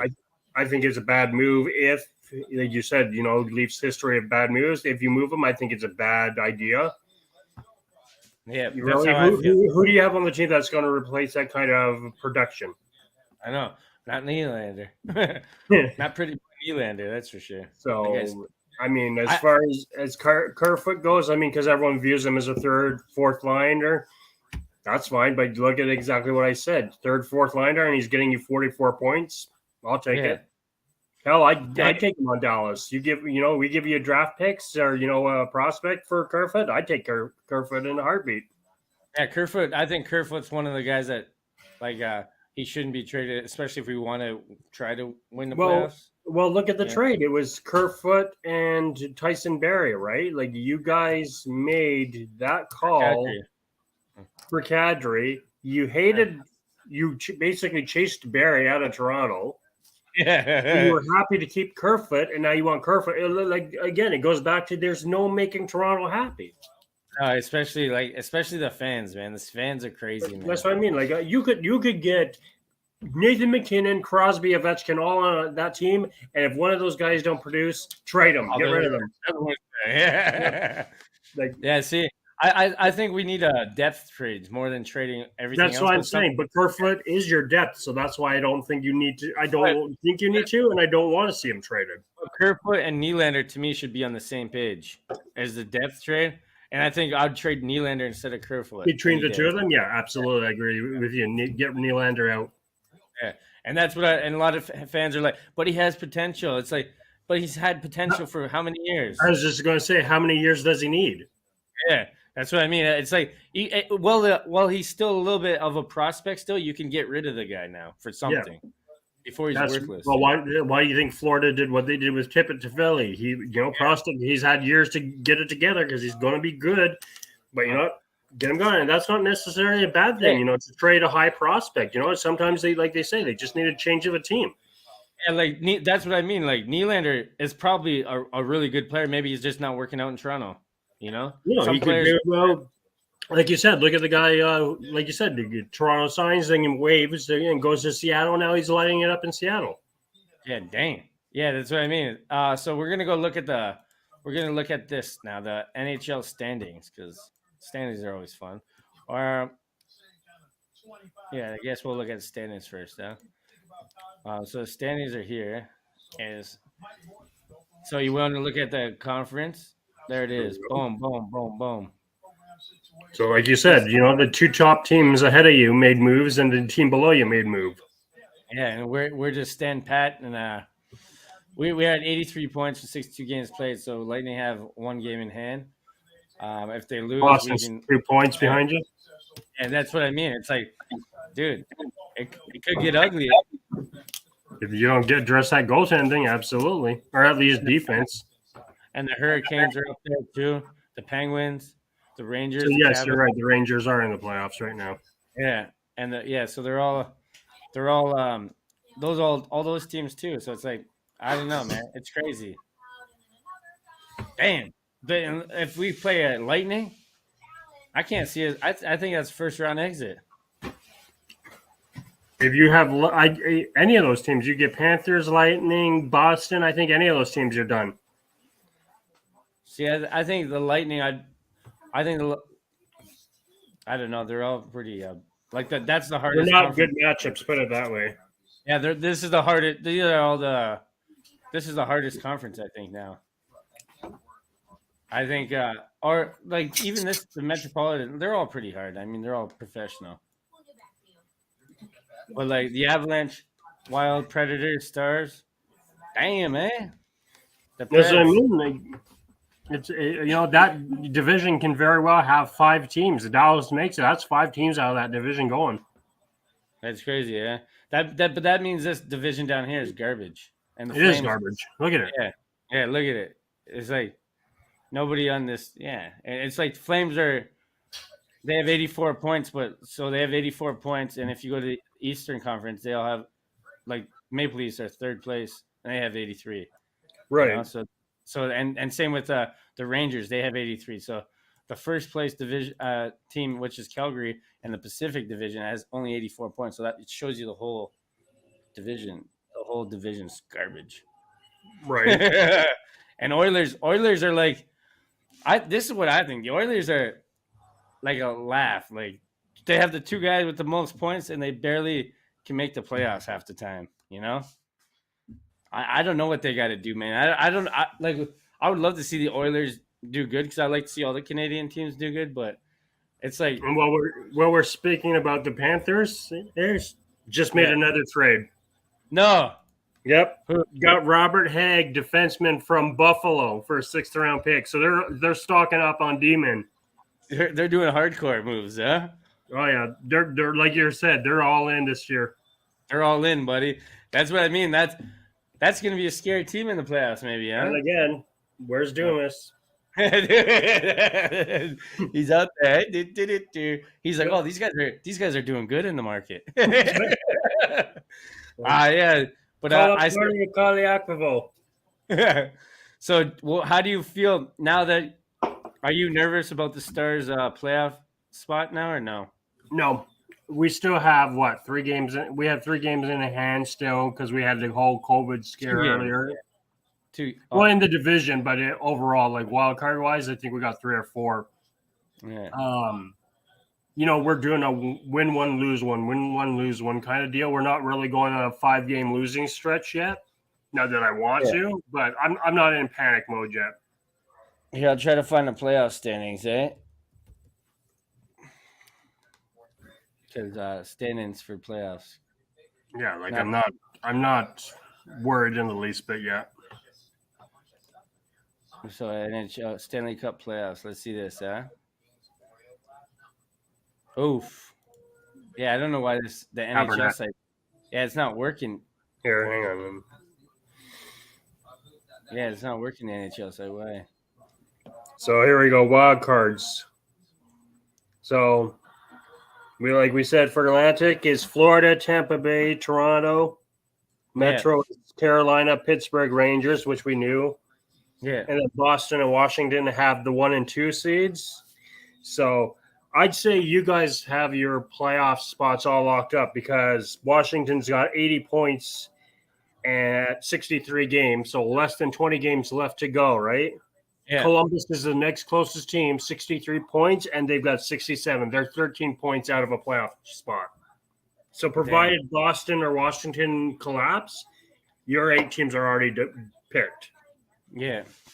Now we go over to where are we? Hang on, let me go over to the West now. So we got Colorado, St. Louis, Minnesota, Calgary, LA, and Edmonton in the West.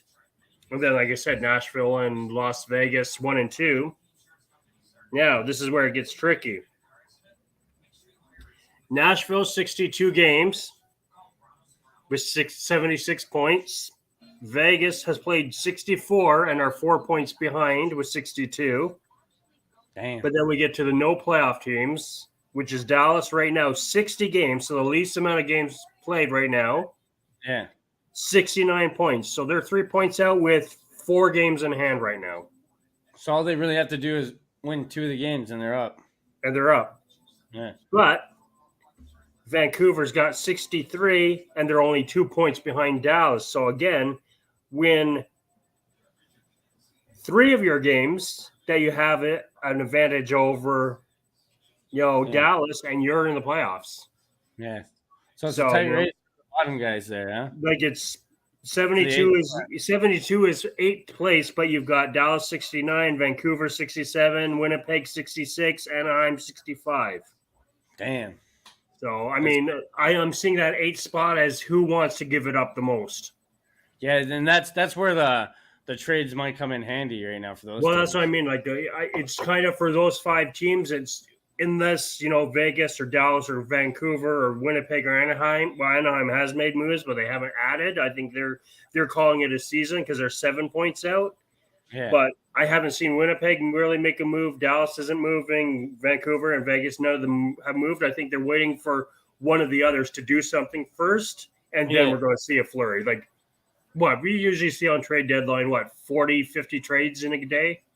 Yeah, well, I hope we see some fireworks, man. I'd love to see all the teams making huge trades. The only issue is that I've noticed with the last couple of trade deadlines are the fireworks happen like 2 or 3 days or weeks before.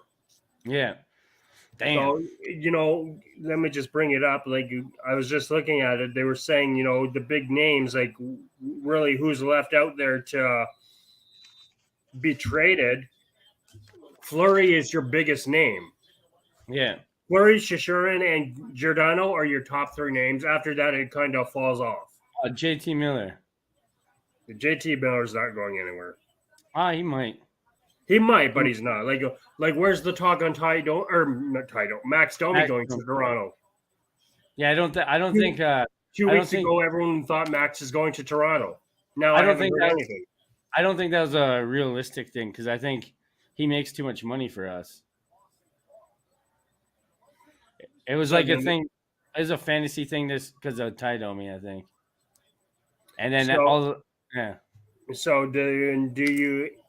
If you are still trying to get a little bit of scoring or forward depth, like I said, do you bring back Phil Kessel? Me, I don't think we do. No, I don't want him in Toronto. I don't want to see any. But do you not want him in Toronto because of how he left Toronto or how he was in Toronto? I don't want to see him because I just think he's past it for me. I don't want to see him in Toronto. No, it's just like Fleury. He can still perform and do good. I don't want him in Toronto either. Even if they help? Yeah, well, if they help this year, but we're going to need more than just this guy. That's my point. You don't have that much cap room either to work with. Like, you guys don't have this abundance of space where it's not like you have $20, $30 million to work with either. That's why they got to get rid of a guy like Nylander. Who's going to take that on, though? Dude, I'm sure there's lots of teams that Dubas can go under the table with, if you know what I mean. But I don't know, man. I don't know. I would like to say that they're going to get – I think Giordano's coming. I think that's almost a done deal. Yeah, I think we agree on that. And the other guy, like I said, I'd like JT Miller and that Chychrun guy. But will they come? No. Can you blame them? No. This guy. He has to throw that in.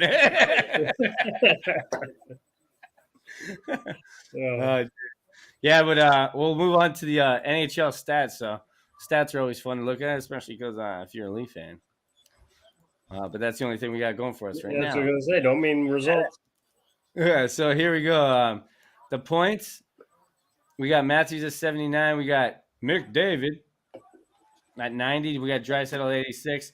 It's crazy. These guys, this is a classic case of just let these guys score and just make sure the rest of the team doesn't score. You know? Because then McDavid, he's the best player. Oh shit. Here we go. Ooh.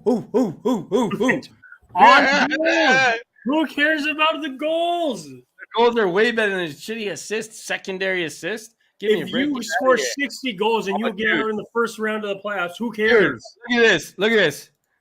2 of these guys with the most points? Yeah. What's happening? They're not even making the playoffs. What do you mean? They're in the playoffs right now. Yeah, dude. They're barely making the playoffs. Ooh, overrated. This guy, on the other hand, scoring, dangling. You know, woo. Here we go, baby. Who did he play in the second round of the playoffs? Look at this. Who did he play in the second round of the playoffs? Look at this. Nobody? Look at the games played. 57, 62. and he's Who still did taking up the he goal. play in the second round Dude. of the playoffs? So you don't think it's a team sport? That's why the rest of his teams. You're junkie saying that down. with Draisaitl and McDavid, it's not a team sport. These guys. Look at these guys. 2 of the top point getters. You're point guys. Oh, I got assist. Look at me. Absolutely, they dish it out. They pass it to each other. That's a team player. Yeah, they pass it to each other. Like here. That's right. You have it, so I can get an assist today. Yeah, I don't know, man. I just think it's funny that the Leafs have the most goals on the team, player with the most goals. The Oilers have the players with the most points. But that's the thing. You have the goals. Hold on. Oh, you got me fired up here. Well, both of these teams ain't doing shit. It's crazy. But you have that's the thing. You have the goal scorer, the leading goal scorer, and he's 5th in points. You shouldn't be 5th in points if you've got almost 50 goals. That's unheard of. That shows he just scores goals. He doesn't pass it. What are you talking about? It's not like he's off by like 300 points. He just had to sit 2 He's games got out. 46 goals and 79 points? He has 46 goals, 33 assists. So look at this. This guy, it's the exact same. 22 more assists. 22. What do you mean? He has more points. Yeah, the assists are bogus, bro. When you got the leading goal. Dude, it shows he moves a puck. A second assist. It shows he doesn't. How many of these are secondary assists? Where I bet you not a lot of them. I bet you he's primary. Yeah, I guarantee you. There's a few of them. I guarantee you. McDavid, boo. McDavid, boo. There's a reason Matthews ain't a captain yet. No, dude. There's a reason why. McDavid. How many times has McDavid made the playoffs his whole NHL career? Let's wait. How many times has Matthews got out of the playoffs?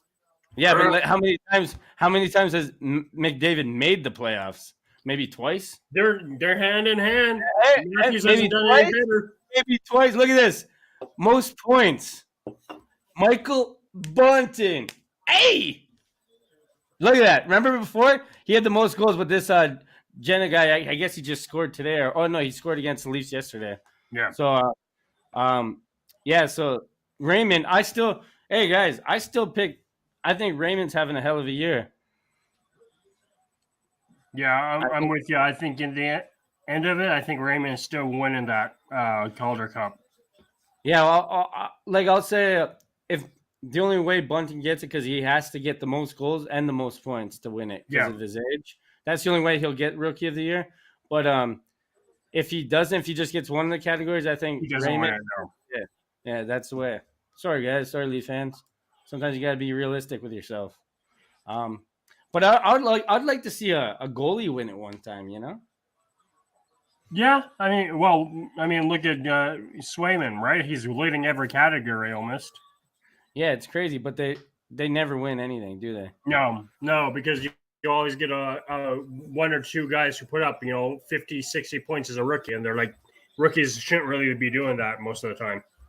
Yeah, so I still give the edge to Lucas Raymond, but everybody else would be like, oh, Zegras and Seider because they're big names. Not for me, man. Big names don't mean anything. Why can't a Raymond win it? Why can't right? Yeah, look at Zegras. He's gone to 44 points, right? He's not really improving much. No, and look at Bunting. A few years ago, the guy was a no-namer. Nobody, everybody's like, oh, Dubas is an idiot. Forget. This is the only good one that Dubas got. But then again, I'll tell you guys this. It could be because he's playing with Marner and Matthews. So, it could be. Could be why he's getting all these points and goals, just throwing it out there. McDavid Jr. Yeah, McDavid Jr. He's the next McDavid. No, but I don't know. That's pretty funny. But we'll go to EPL standings. Let's go check out the EPL now. We'll switch topics here. We're going to the NHL to the EPL, boys and gals. So we got the EPL standings, which is always a net. Oh, this one's gonna be beautiful for us. Look at this. Oh, so Tottenham are winning their game right now, 2-1 against West Ham, Yep. which doesn't matter for us really because, well, we got what? So the points are here. We got 54 points, and if they win, they only have 51 points, and we got a game in hand. So we got two. So we got almost 2 games because we still got 3 points ahead of them. So I think we're safe for now. You know, Right. safe for now. Safe for now. We can't get ahead of ourselves yet, but I would like to see Chelsea drop some points and us leapfrog Chelsea, man, for third. It's doable. I mean, but not only that, like look at the top four. Everybody has been winning. Yeah. I mean, think about it. Our only loss there is to the second best team. Yeah, Liverpool. So, and it wasn't even that bad of a loss. Like we actually. No, it's not like we got blown out. Like when our second game of the season, we lost to Chelsea 5-0 or something like that. Yeah, like like this is what I want to say too. I've always been an Arteta guy, and then when he traded Aubameyang, I was pissed. I like Aubameyang, but it's like, and I said this before. I said, if Aubameyang does good and we miss the top four, Arteta should be fired and maybe go down to a team in a lesser division. I said that before. I said I'm for Arteta. I like the way he's doing. I see what he's doing, but if Aubameyang thing comes back to bite us because we don't have a striker, I think We he don't needs need to a be striker. We got Saka. Saka scores again this week. Yeah, no, but those aren't strikers though. We need a striker to actually. That's what I'm saying. We don't need a striker. Yo, you do. We do. Saka's been getting us the goals. He has 9 goals this season, bro. But those goals have got us wins. I'm okay with that. Dude. No, if we win 1-0, the rest of the way, and Saka is the one getting those goals, I'm happy. No, we definitely need to strike every team. Are you saying Nketiah? Are you saying Nketiah is our answer? No, I'm saying Nketiah and Lacazette, we need to replace them. But that's why we need a striker. Our wings and our Lacazette scored last week for us, so I'm happy. Yeah, okay. He has 5 goals now? Yeah. It's like so Man City actually is another team without a striker, but they have a good team. They have like everybody on their team. So. Well, there you go. You just said it yourself. You don't need a striker. Dude, we're not Man City. It's like this.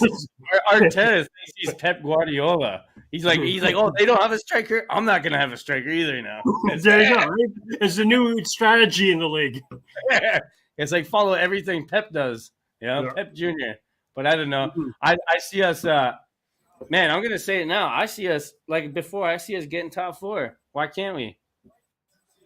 Why can't we? Absolutely. I'm not disagreeing at all with you there. Yeah, I think.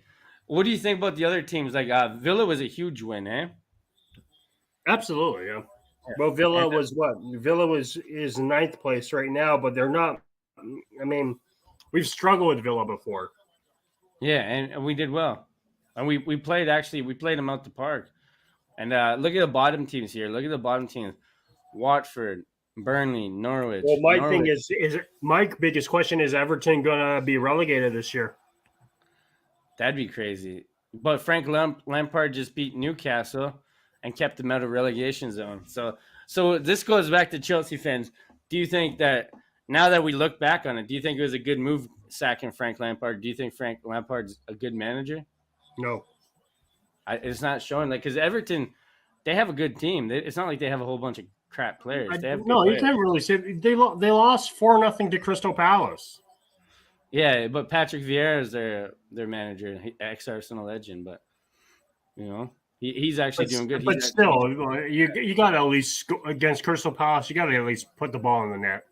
Yeah, but it's not like they're Liverpool or Man U or. But look at this, Frank Lampard.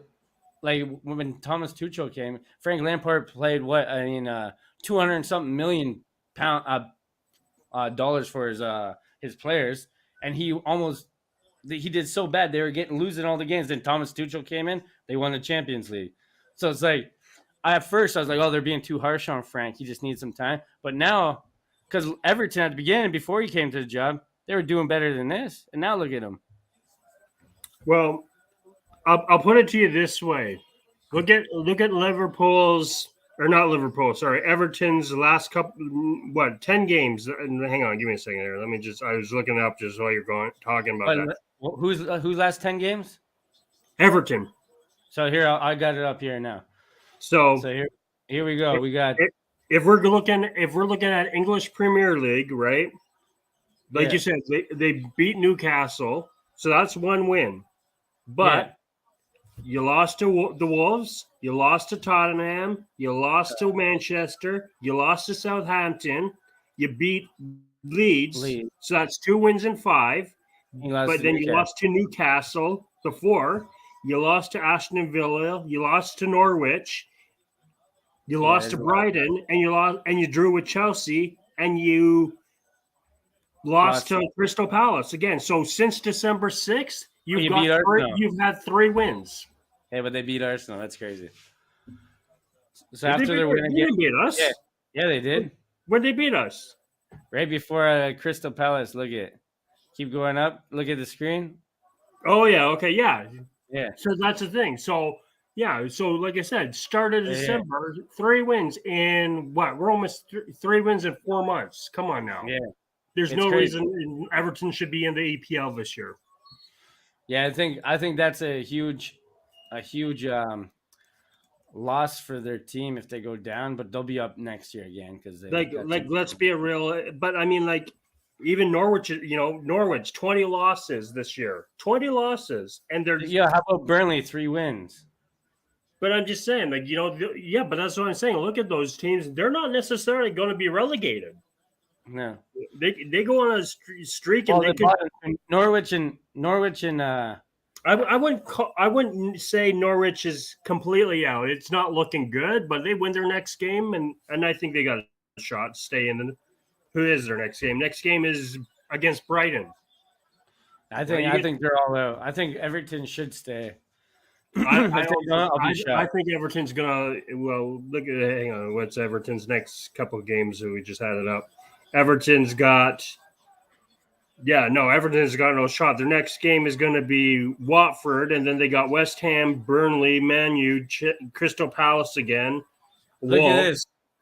Kurt Zuma. He just got an own goal. That's how Tottenham are winning. Oh, my God. Well, it looks good on him, right? Yeah, it looks good on that little.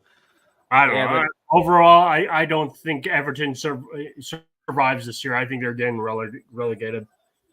That's crazy, man. That'd be crazy for them. Especially, look at all the teams. This league is the best. All those teams are pretty good, except for. Well, wasn't it just a couple of months ago? We were in 18th place, 19th, and we were worried about being relegated. Yeah, now look at us. I mean, so it can happen. I mean, Everton could roll off, but that's not a good look. Out of your last 5, you lost 4 of them.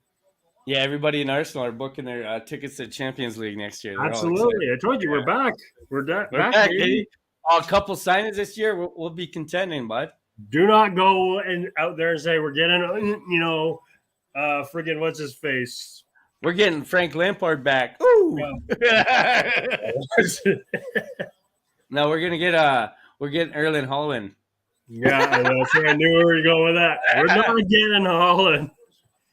We should get him though. That's why not. We should, but we won't. We're getting We're getting Calvert-Lewin. Lewin. Sorry. Yeah. We'll probably get that guy. You're right. So Arsenal recap. Let's look at the Arsenal schedule that we had up. Let's see where it is. Arsenal FC. So we kind of touched base on it already, but we'll look at Arsenal recap of the week, the weeks to come, the weeks before us. So we got a huge game yesterday, beating Aston Villa. And Aston Villa were on form, but Arsenal just trounced them. I don't think it was Aston. We should have had more goals. I think that's where the striker comes in. We played them out of the park, but we just didn't have a finisher. We had 1 goal, and Emi Martinez, which is my favorite goalie, probably should have had that goal that stopped.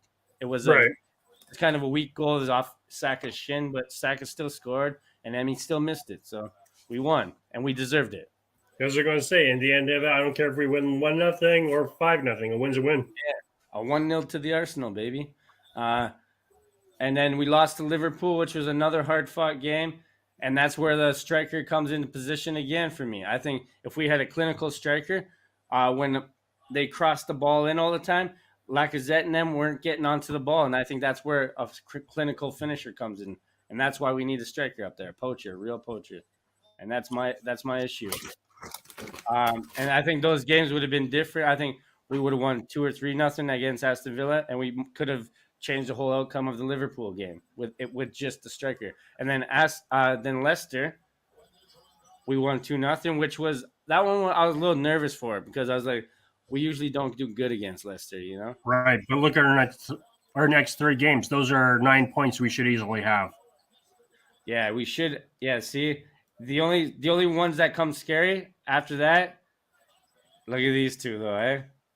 I'm not looking at anything as scary. Ooh, damn!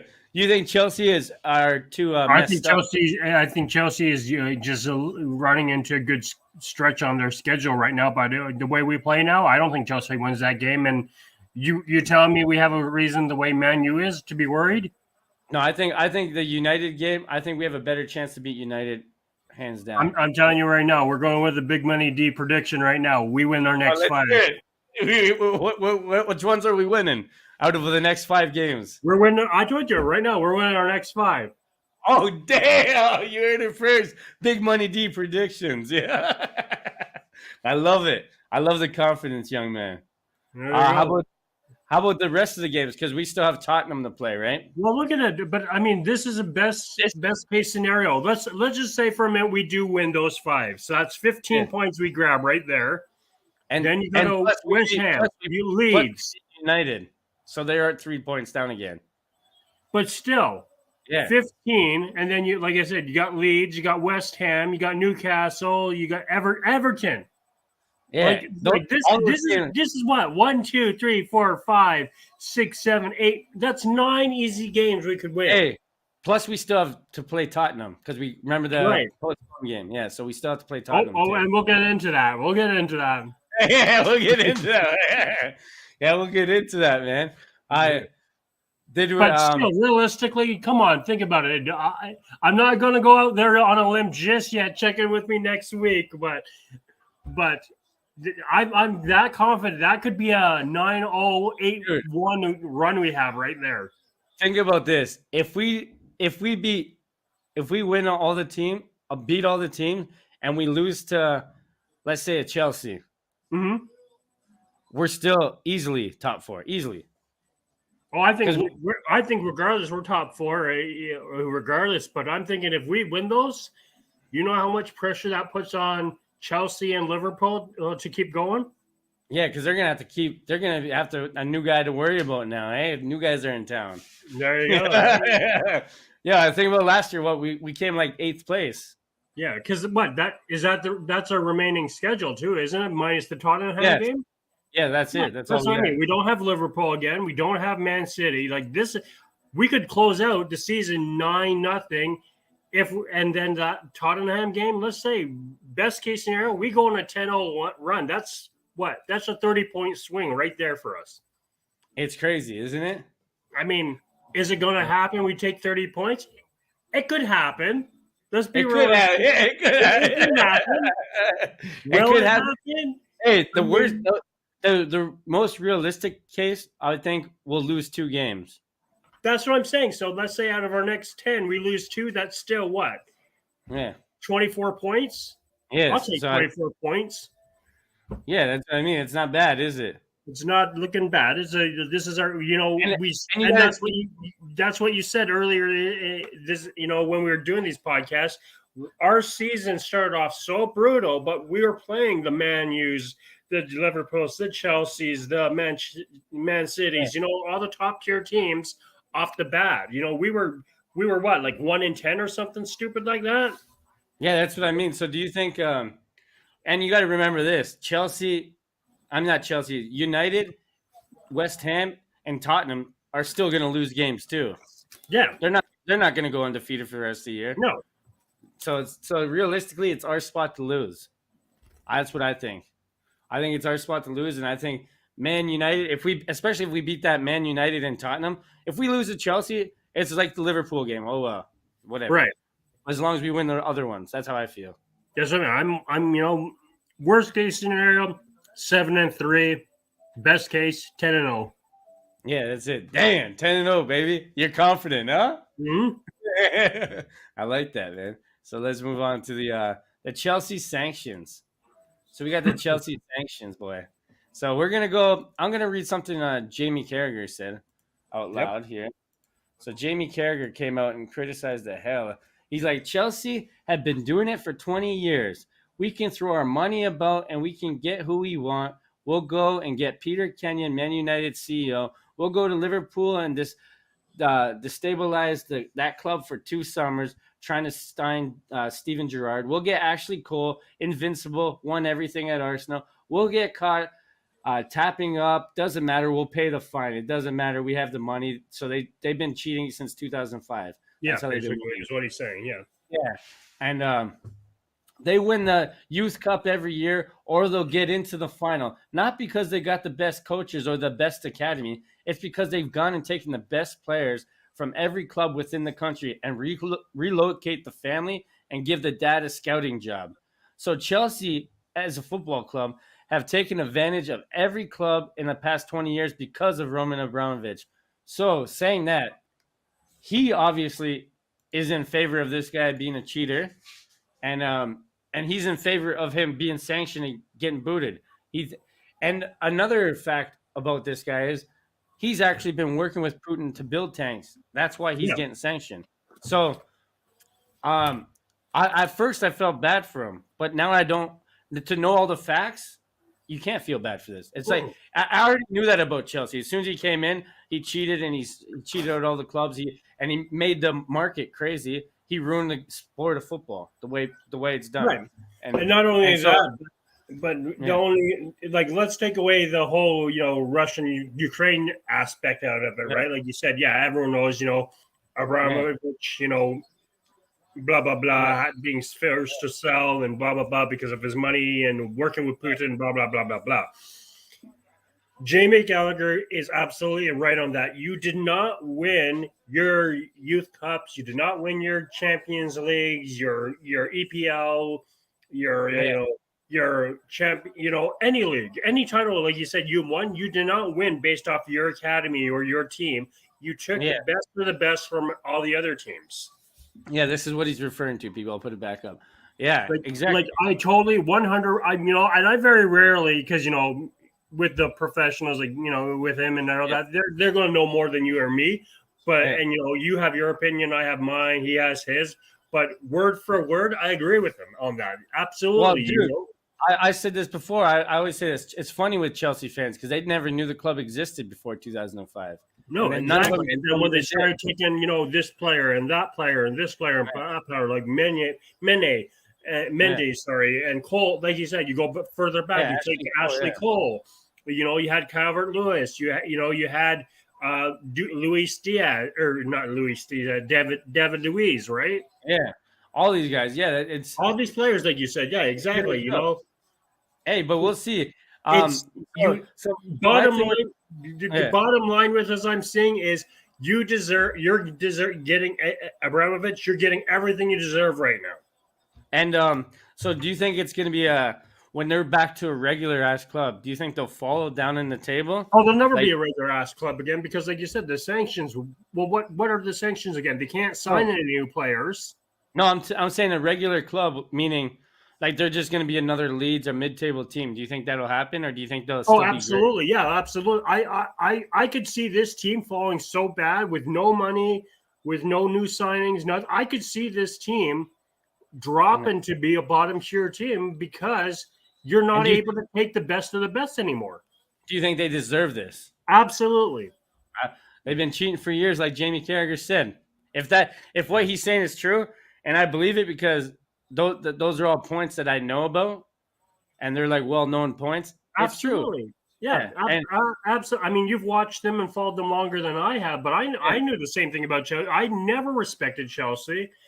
Because I knew this shady shit like they did, like he says, you go, Ashley Cole, here, take 30 million, 40 million, and come play for us because, you were a stud and you won everything at Arsenal, but you don't need to be there anymore. Yeah, but because, money talks, Astrikos said, okay. Yeah, that's why they call him almost reading this article, it doesn't make me irate, but it, like I said, it gets my blood boiling that, you know what, Chelsea, don't even say nothing about this being unfair to you because you're getting everything you deserve. You deserve everything, every sanction you get, every fine, anything you get thrown at you, you brought it on yourself for the crap you pulled. Do you think that Chelsea fans have a right to be sad, or do you think, well, that's what you get? No, they don't have a reason to. Not a word. Nothing. No fans. No coaches. No staff. Nothing. None of them should say a damn thing. That's the cost of jumping on a bandwagon. You know? Absolutely, I totally agree with you. I don't agree with you often, but absolutely. I just, like I said, this has got my blood so boiled right now. No, you're acting like David A. Smith right now. Hey, you got any more feelings on these Chelsea guys? I'm telling you, good on the league. The league, I'll say, good on the league for finally putting their foot down on Chelsea. I mean, sad that it came to what's going on in the world right now, but I don't want to hear from Chelsea one bit that this was unfair or the league is being too harsh, because that's what I'm hearing is, oh, you're being too harsh. Yeah, no, so you're not being harsh. You're not being harsh enough. You know what? If I was running it, Chelsea, you're out. You're done. You forfeit your season. Hey, get the hell out of here. Man. Like it. Oh, to me, every title now, asterisk. You didn't earn those. You did not earn those. And like I said, Jamie Carragher, absolutely 100% on what he said right here. You're saying, so you believe that if Jamie, so this is what actually you bring a nice point up, because if Jamie Carragher is right, which those all seem to be legit, you're right. All the champions, they should all be stripped. All those champions. Yeah, absolutely. Yeah. Think about where the money and everything is coming from, and when it went towards and everything. Like, come on now. Yeah. And cheaters. I know what they're going to say, because I was reading. I don't know if you saw it this morning. Dude, they can take the Heisman away from people. They can take this away from people. Absolutely. And you know what? I don't know if you saw it this morning. I was watching a little bit of the Russian stuff going on right now, but I guess one of their government people or whatever, PR, let's call them PR people, are saying, don't punish the athletes, don't punish the artists for what's going on. Yeah. The hell you shouldn't. If the funds are part of Putin's whole big thing, and especially, like you said, if Abramovich is partaking in putting those tanks or, funding it, absolutely the team gets sanctioned. Absolutely. Don't give me that crap. Yeah, he's out. And it's going to be a shocker to these Chelsea fans that have been living in dreamland for a long time, thinking their club's so good. When your team falls, your team's going to fall right on their face. And you know what? Don't be surprised if these players start to bolt. They want contracts, or they want to be traded. They want to pull Aubameyangs, and I don't want to play, or Ozil's. Won't play. Get me out of here. Send me somewhere else. Yeah, absolutely. This team is going to fall on its face, and they deserve everything they get. Yeah, so speaking of Chelsea, Reece James, most goals as a defender. He's one of the best English defenders. Is he the best defender in the world right now, or in the league? And this two-part question: is he the best because he's good on defense and he's good at coming forward? So he has the most goals and he's one of the best defenders. Do you think that he should be looking for a new club now, or do you think he will be? I think okay. So, as far as the best defender, are we talking ever or just currently? Best right back, not defender. Or sorry, right back. Are we talking currently or ever? Yeah, currently, yes. As far as currently, it's hard, for what he does, it's hard to say he's not. Yeah, he's pretty good. He's good. I'm not gonna, as much as you just saw me bash Chelsea, I'm not gonna sit there and say, lie to you and say, yeah, exactly. Now, as far as him As far as him looking for a new team, reputation-wise, absolutely, I think he needs to look elsewhere. Yeah, I think he was one of the players a few years back that was gonna get transferred out, and then he stayed because he got into the starting role again. And But I think now, what team do you think would go for him? Do you think only a team like City could get him? I mean, I'd like to see him at Arsenal, but hey. the only thing about him to be honest, I like our defenders. So well, obviously, when you say City, I'm going to say you mean Man U or Man City, right? yeah, Man City, yeah. But the only thing with that is what happens to Cancelo. Yeah, he can't go to City. Like for right back in Arsenal, I don't. He obviously could make it over on right back, but I think our team is all right now. I think we're good as far as for sure. Sure, I'd like him, but it'd be good for competition in that spot for sure. I mean, I think if anywhere, it would probably be a low. Not that we're low tier anymore, but I think he'd have to go low to middle tier. Yeah, He wouldn't go to like the Liverpools or the Man. Like he wouldn't switch to another top four, because top fours we all are set at our right backs. I think United could use it. I think United are a messed up team though. I don't think he'd go. I think United are going to have trouble getting players. If anyone were to surprise anyone, what about Tim going to Tottenham? Yeah, I could see him in top. Well, he's a Chelsea player. They don't like each other. Well, no, but still, you're the best, if not one of the best. You're gonna really say no if he says, "Hey, I want to play for you."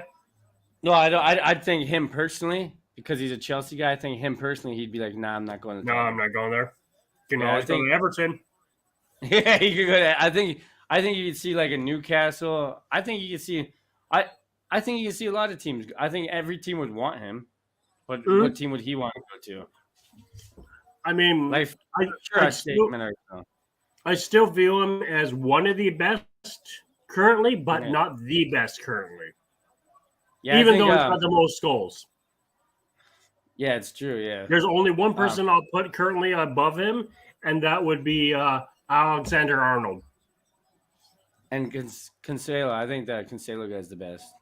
But yeah, either of those two, I think, are better than him. I mean, great because defensemen, they don't get the flashy goals or aren't meant to get the goals, right? Yeah. So here we go. Yeah, absolutely.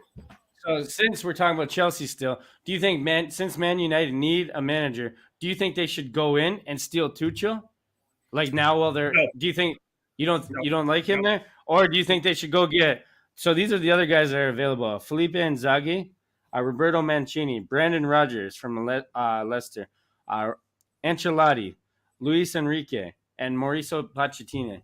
Mauricio Pochettino. Who do you think? No, because they need a new manager. They're going to get one. Which one do you think? You don't think they should steal Inzaghi? Do you think they should go for like the Inzaghis and all the other guys? Absolutely, and the reason especially they don't touch Tuchel is because that Man U team is already a mess. Yeah. What kind of public relation nightmare is that going to be if you bring him on to that? Think of the drama that's going to follow now from Chelsea to Man U. Yeah, see me, I'm stealing Tuchel if I'm United. I'm stealing. I'm not saying he's a bad guy because he probably knew to a degree what was going on and didn't really. He probably was told shut your mouth and don't say anything, and we're giving you some money. Absolutely, I get it. I'd probably be in the same. Hey, you're throwing millions of dollars at me to keep my mouth quiet. Fine, sure, whatever. I don't agree with it. He very well probably doesn't agree with it, but he'll take the money. Dude, I can't. I've never been a believer of taking somebody who's got the PR issues that they now have. Damn. I'm not saying that he's bad. Like he's one of the best, if not the best. And Man U absolutely would benefit by having him. Yeah. But I cannot say Man U should do it. They should not pull the trigger on that. I think just unless you get that locker room issue fixed or in the off season, you can't do it. You can't. You're just going to have too much of a headache. Take him, and I would Definitely take. If I was United, I'd be going for a few of their players right now. Oh yeah, absolutely. That's what I'm saying to you. Is I think Chelsea's team next season is going to look a lot different than what they have this year. It'll be crazy, if more sanctions and crazy stuff happen. Oh man, Yeah, absolutely. And there are going to be more sanctions and things like we said, they're not going to be throwing money this season, like this in the summer window. They're not going to be throwing money around. They don't have it. Damn, man. So how about this? So next one is Mr. West Ham Declan Rice. Is 120 million English pounds. So that's like 150,000 euros. 150 million euros, I mean. So right. You think that this guy's worth it? Would you want Arsenal to pay that much money, or you don't care because it's not your money? No. I was like you last time we did this. I'm very much like you. If I had that kind of money, I would much rather sign 2 to 3 mid-tier or high-end talents than one elite player. Yeah, because one elite player. Look at Grealish. Didn't people learn their lesson from Grealish? Exactly. Yeah. And I think this is a huge English, as I say, goof tax. Like they just because he's an English player, raises price crazy, and I think that's all this is. Oh, absolutely. Sure, I'd like him on the team, but not for 120 million pounds. That's for sure. That's crazy, man. No, that's crazy. So we'll get on to the Martinelli. I mean, not Martinelli. Sorry, that's the next one. Virgil van Dijk sets a record for 60 home games unbeaten. Yeah, give me 1 second. All right. So he set the record for home games unbeaten. This guy, Virgil van Dijk, has to be the best defender. Maybe not in history, but pretty damn close, man. At least in Liverpool's history, maybe, yeah. 60 home games unbeaten. That's like his version of like the Invincibles, but just for himself, kind of. You know what I mean? Like he's 60 home games unbeaten for a defender. Like they just don't get like you got to be scared when he's in town to play Liverpool. Like right. Like this is 2 seasons invincible for him at home, basically. That's crazy. Well, that's the thing, and for him to, like you said, set a record, especially for him to be 60. Like you would think at some point at home you've got to lose a game, but for him to do 60 games. It's just something you'll never see again. Like no one's going to break that record. Oh, it's like imagine you got to be scared going to Liverpool Stadium and being like, "Oh, Virgil van Dijk, we lost already." Yeah, or tied. We might get a tie, but we lost for sure. Yeah, we're not getting the 3 points. Yeah, it's crazy, man. That's a pretty big feature. I was just saying that he has to be, if not the best center back. At least in Liverpool's history, maybe in history of the game. Yeah, I was going to say absolutely. There's a reason he's the best of the best. Yeah, he's pretty good, man. This guy. I think still Sergio Ramos is like the best defender. I think you got Roberto Carlos and a bunch of older guys, but it's different. It's hard to compare different times. But I mean, let's say the biggest name, if we're going to compare, like you said, if we're going to compare him, say to Ramos, then yeah. I mean, Ramos. 2 of the great, like I'll agree with you. 2 of the greatest of the greats, different eras or timelines, like you said. But yeah, like Roberto Carlos. You can't pick a wrong one. And I think of that. It's just what era or what generation did you grow up in? Yeah, that's how you. That's why like when people are like, "Oh, Gretzky's better than Howe," or anything. Yeah, it's hard to say that, I mean, when did you grow up and did you get to watch them, like live or like, did you see them or are you watching it based off of tapes? Yeah. Yeah. Like we got to watch Gretzky live. Like that's good. Exactly. Yeah. We saw him there. Now, if you ask somebody who's, in the Nathan McKinnon, McDavid, Matthews, who's better, they're going to be stupid and they're going to say, Matthews was better than Gretzky is. He isn't, and he never will be. People already say that McDavid is better. It's like how can you say that? It's like how it's changed. It's absolutely, and then people are like, oh, well, look at the goalie's equipment and crap. Not only that, he's only played for fucking 7 years. Yeah, it's like damn, yeah, it's crazy. It's crazy, man. But let's see this. So Martinelli says he'll stay at Arsenal forever.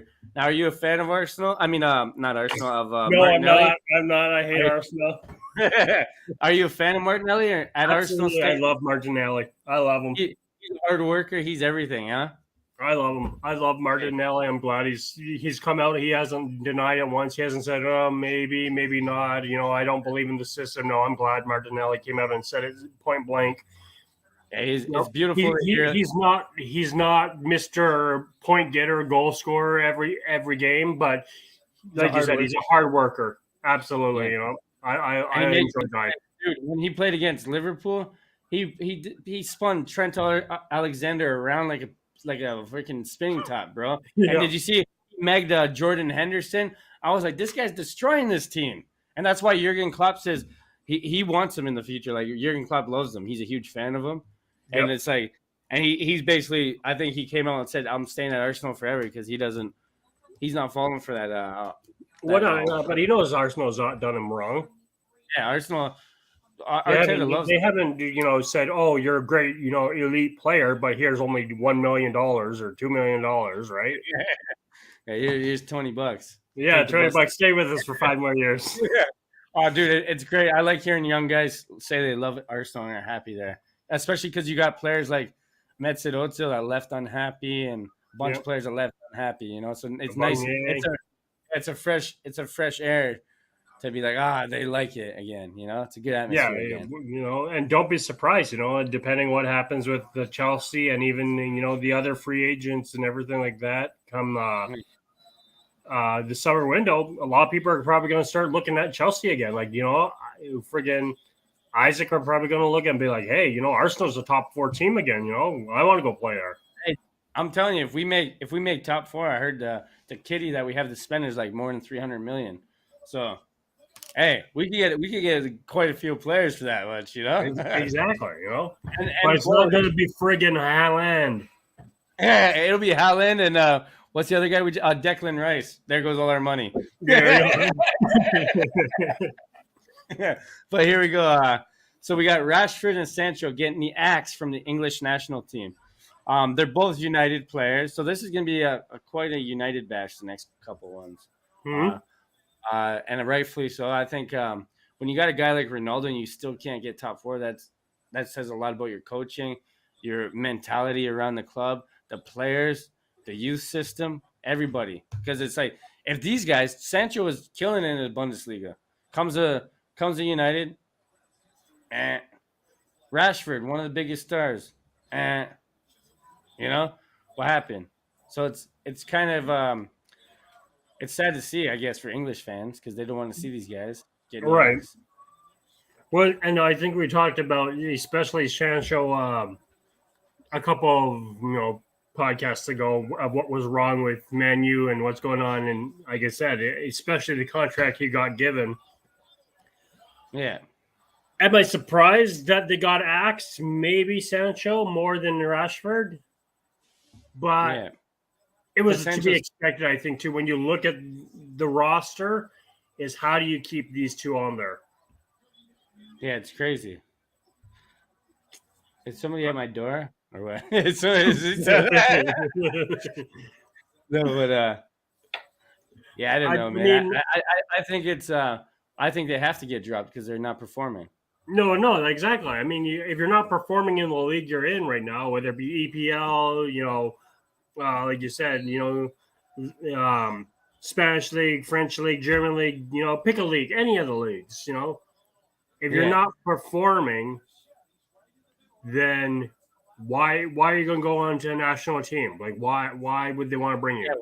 Just because they play for United and because they have that's what I was going to say. Because you play for the EPL or you have the name attached to you? No.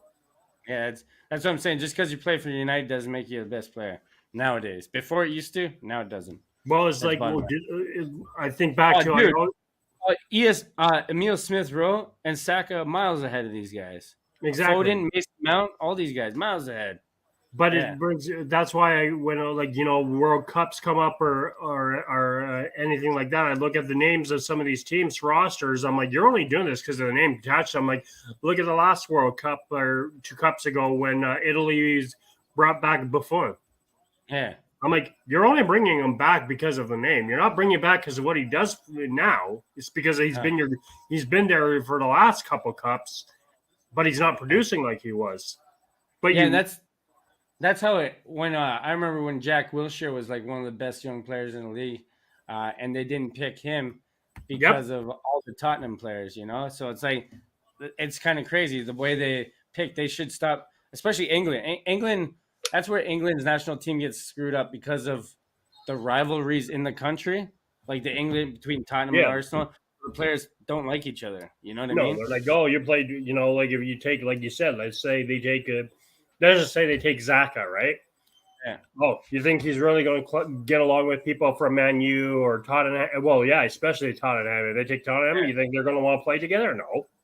Especially if they during the season they do something awful to each other, like play dirty or something. Oh yeah, exactly. Well, it is Tottenham. That is their game. Tottenham suck. So we're gonna move on. Aston Villa replaced Jack Grealish so easy with Philip Coutinho. Are you surprised by that, or do you think because Grealish? Let make no mistakes. When Grealish was on Aston Villa, they called him like the Jesus of their team, and they praised him. When he left, then that's the difference. Sometimes, like change of scenery is sometimes good or bad for you. Like for Grealish, clearly hurt him. He got too big, and he thought he could go to a big club.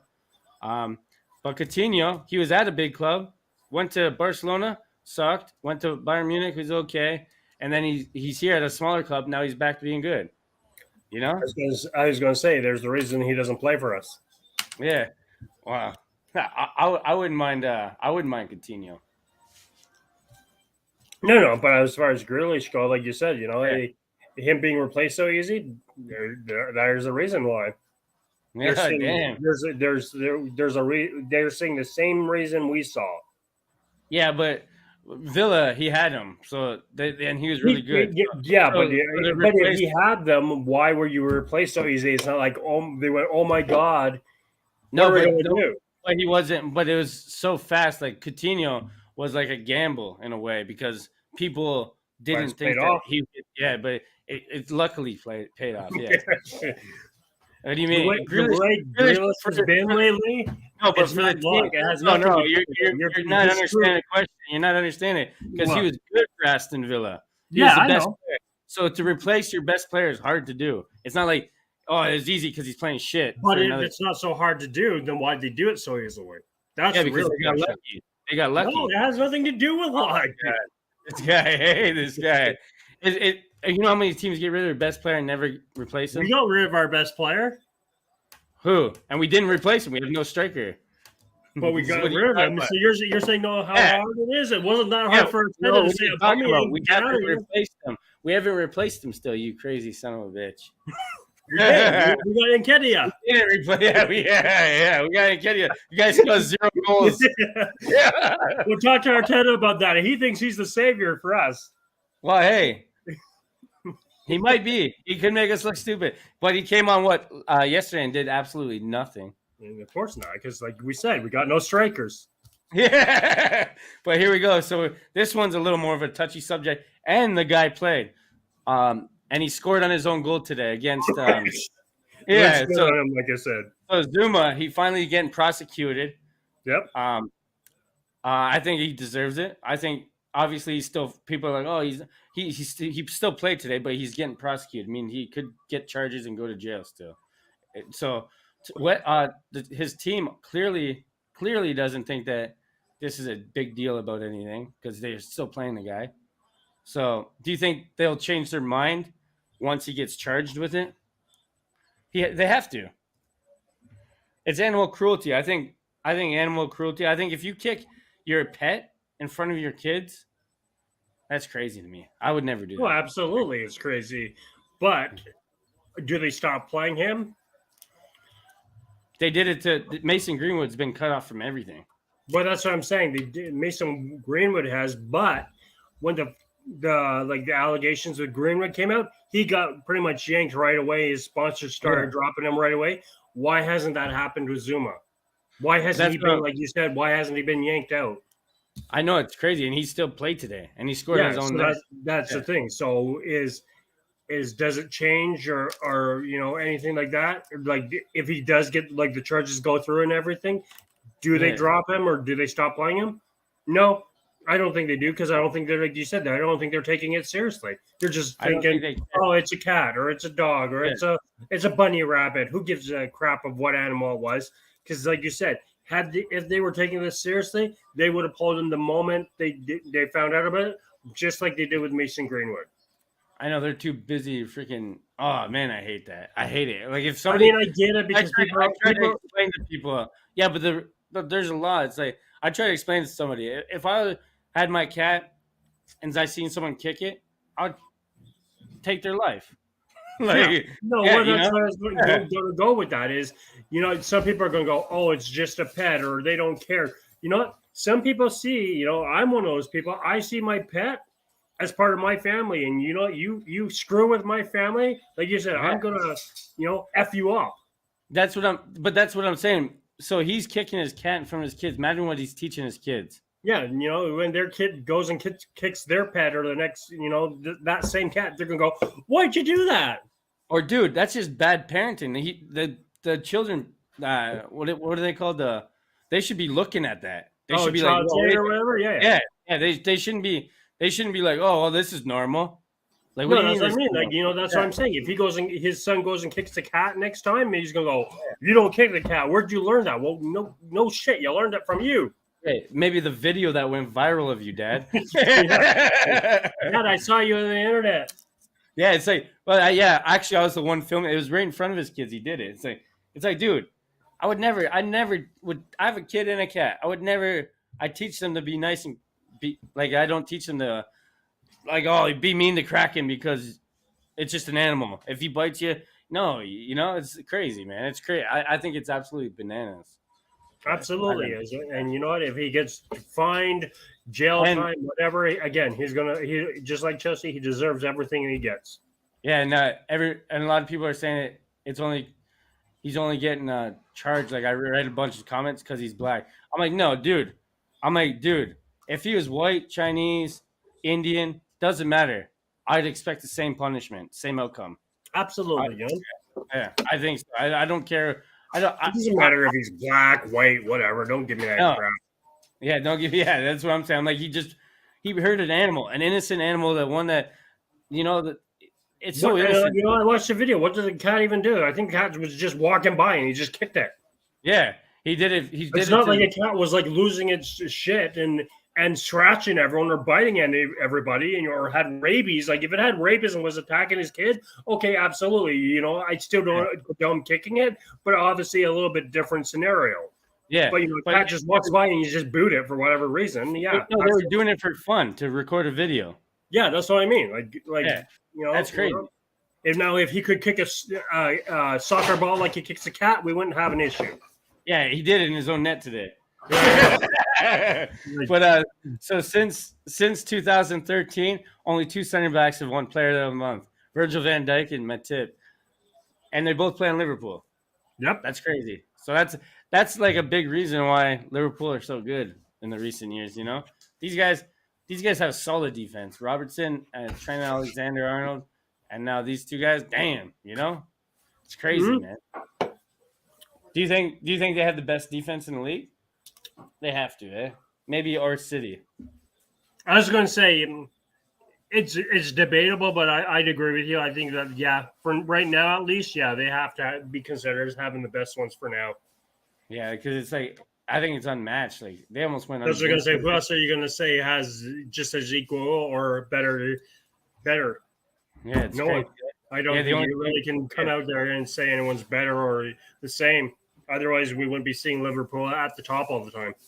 Exactly. They've been most consistent for sure. But the next one is a crazy stat to me. Ronaldo has scored a hat trick every year since 2010. Every year since 2010. Can you believe that? That's crazy. A hat trick every year. I think he's the only guy that's done that. That's pretty good. The thing with Ronaldo is he's like Messi. He doesn't diminish as he ages. Like he's just as good as when he was like 22, 23 to now. Like they still can do the same moves and still get the goals or Yeah. assist or whatever, or breakaways. What they're It's crazy. like you said. That's what 12 years. He scoring at least a hat trick. Yeah. Scoring a You're hat lucky trick. if you go your entire career and get a hat trick for some Yeah, players. I know it's crazy. Yeah, for most players, it's hard to get a hat trick. It's Especially really. When was the last time Arsenal had that? yeah, Maybe Van Persie. Yeah, Arshavin scored 4 goals against Liverpool. That was There one you go. time. Yeah. But there you go. That's what I'm saying. That wasn't any time recently. So speaking of that, Ronaldo has the most goals in history with 807. That's crazy. And he deserves, he's obviously one of the best ever. Him or Messi. You can pick either or. I don't care.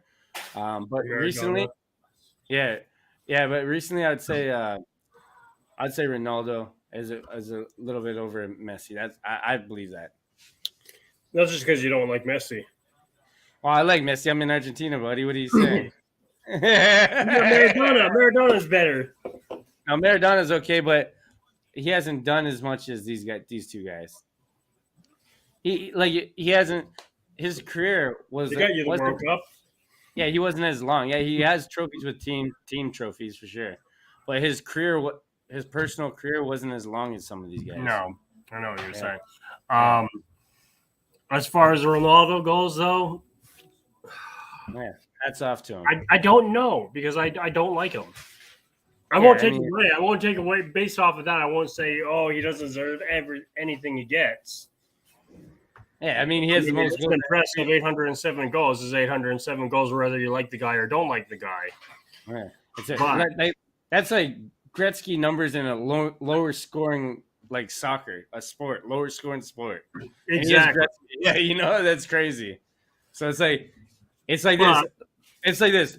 We're both Canadian. Well, you're Canadian, right? Yeah. So we're both Canadians.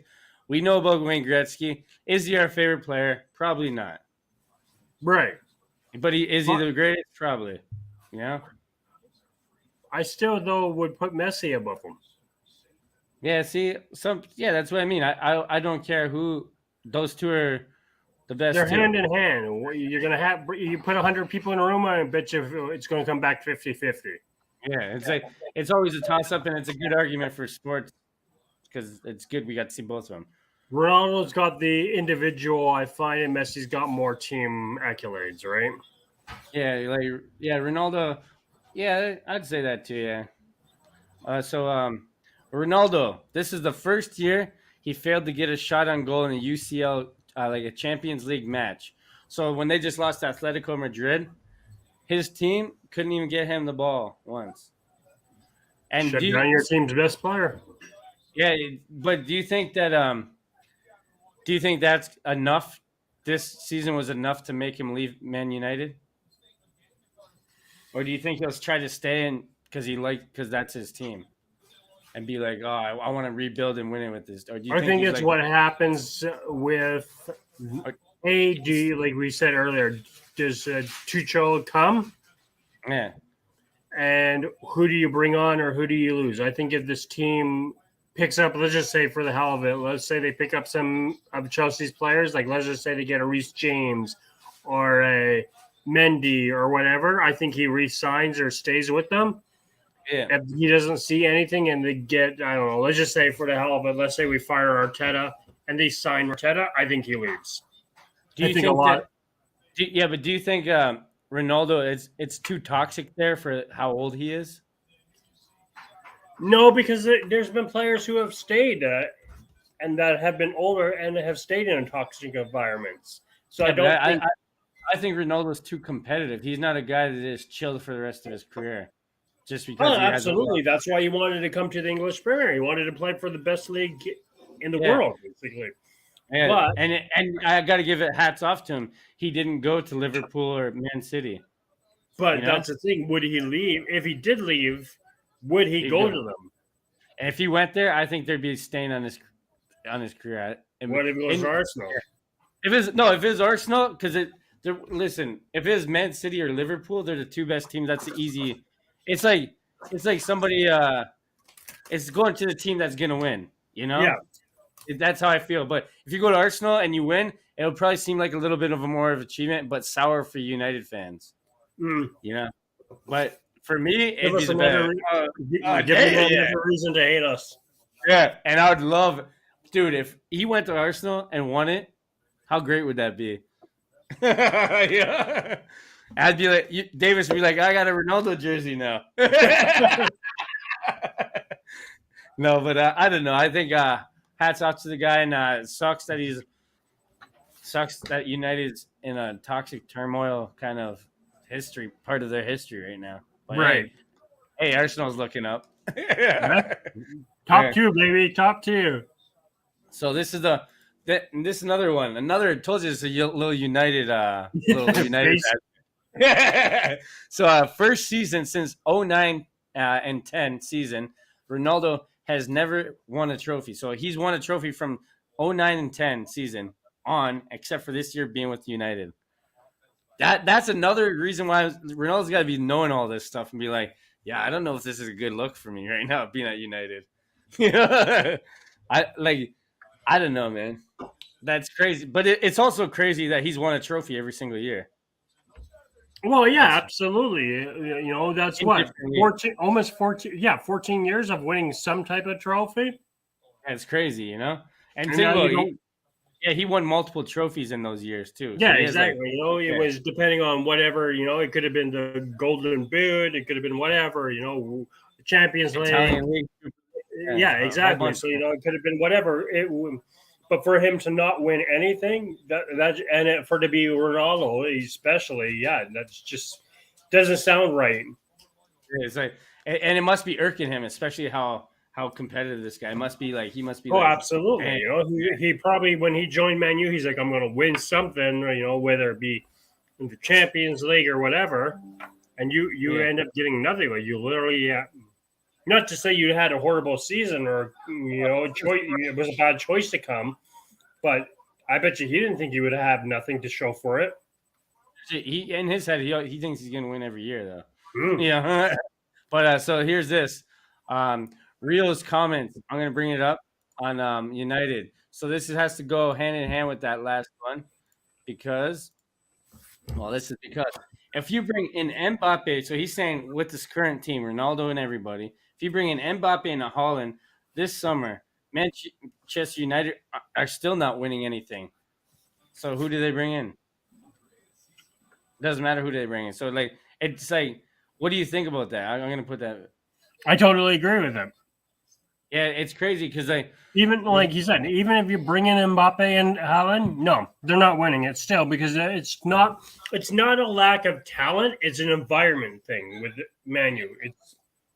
They need to get rid of everything. You've got the locker room divided right now, especially with the whole Mason Greenwood thing, right? Like half that team wanted him to stay, half of them wanted him out of here.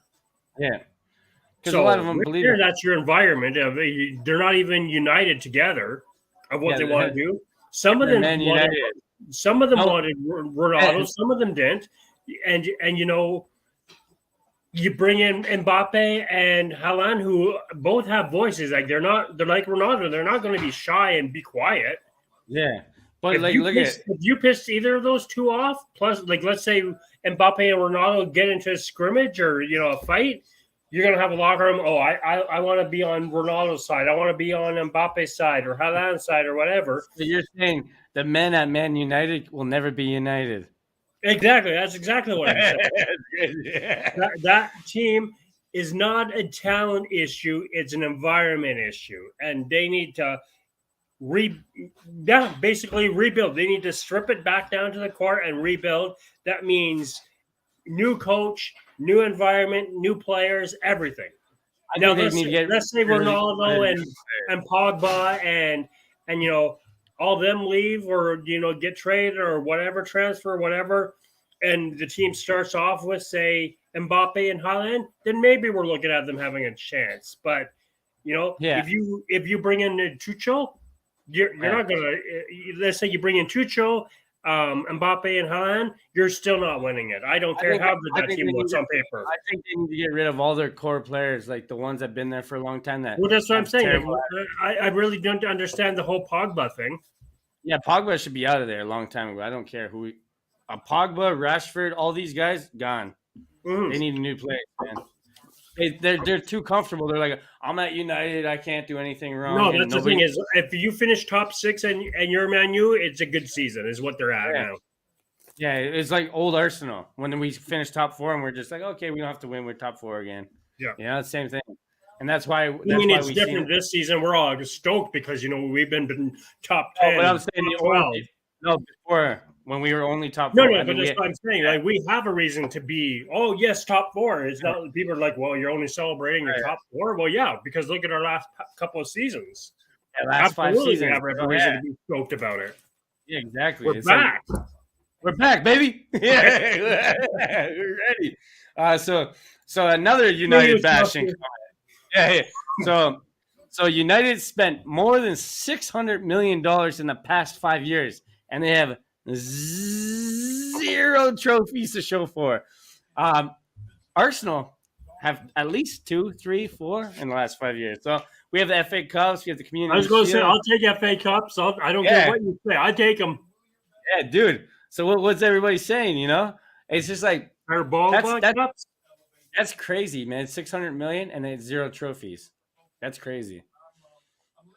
It's absolutely insane to me. Like, yeah, especially you got to think about this. They got Ronaldo and Varane for like free. Yep. So it's like plus all those guys. Like, oh man. But I also look at it kind of, not to the same degree as bad as that is, but like look at it kind of falls into the same categories as Chelsea. What? They had their 1 year of spending over 200 million. Yeah. And you have 1 EPL title. Come on now. Damn. You can have all. Look at what we've said to Fink all the time. You keep all your friggin' Champions Trophy, your FA Cups, and everything. You ain't win shit.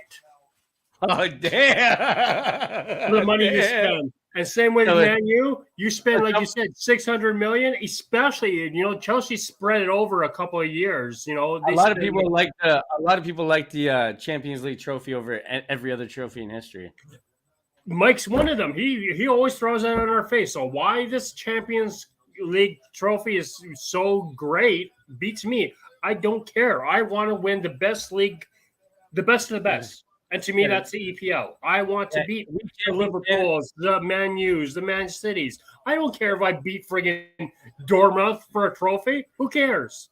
Yeah, who cares? It's like I want to beat Liverpool, or I want to beat Chelsea, or I want to beat Man City for the trophy. I want to be known that I went from September, friggin' what is it, August until May, and I kicked everyone's ass along the way. Yeah, that's what I'm saying. Bring out that Davis A. Smith on him. There you go. That is big money, Davis A. Smith. We're fired up today.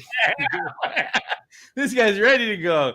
He's ready to go to Pound Town right now, bud. There you go. So we got this. Spend 600. So this is another Ronaldo one. He's making Tom Brady unretire. So Tom Brady came to the game where Ronaldo scored the hat trick, and then after the game, you seen the interview where they're talking on the field, and he's like, yeah, and he actually says that he's gonna unretire. He's like, I don't think so. He's like, I don't think so now. Eh? Do you think when he's seen that performance, do you think that he's like, oh man, I can't retire after that? This guy's old and he's still killing it. To be honest, 100% is true. I think he thinks, he's buddy with Ronaldo. Let's be honest, and he probably thought, hey, if Ronaldo's still doing it at his age, two different sport concepts, absolutely. But hey, Ronaldo at his age, he's getting hat tricks. Why can't I? And let's be fair. I don't care if you're a football fan or a soccer fan. Ronaldo still has to run around the field. Tom Brady kind of pivots, So it's harder to be Ronaldo running. Yeah. If he can see Ronaldo still producing and doing what he does, why can't he? Yeah. And because he's a big believer in himself for sure. He's always been hard on Tom Brady. He's been always hard on himself. Absolutely. He's like Ronaldo. He's always wanted to go where the best of the best is. Always wanted to win everything. Did you hear about? he wants to be known as I was the absolute best. Did you hear about what Peyton Manning said too about him? No, He said something like, if it wasn't for Olivia Manning, I guess that's Peyton Manning's mom, having yeah, Peyton Manning and Eli Manning.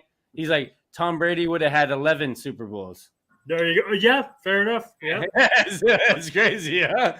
It's crazy, man. So I guess we're switching. We're making the alternate switch to the NFL now. there Here we you go. go. Russell Wilson traded to Denver. What's your thoughts on Russell Wilson? Do you like this guy? I've never liked him. He was just a He's stepfather. He's a decent quarterback, but he's not. I don't. Some people view him as an elite, like a top 5. I don't view him that way. He's too fancy for me. Like he tries to be too fancy. You know what I mean? He tries to force things that don't need to be forced.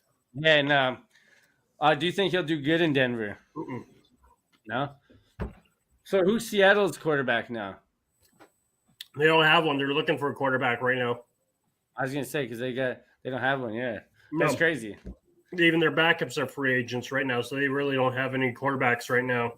Man, But I mean, I told my friend that she's a Denver Bronco fan, and I'm like, you guys gave way too much to Seattle to get a quarterback who may or may not work out for you. Like, yeah, it's crazy. I don't get it. I mean, that's another one. It's like you said, it's a superstar status thing.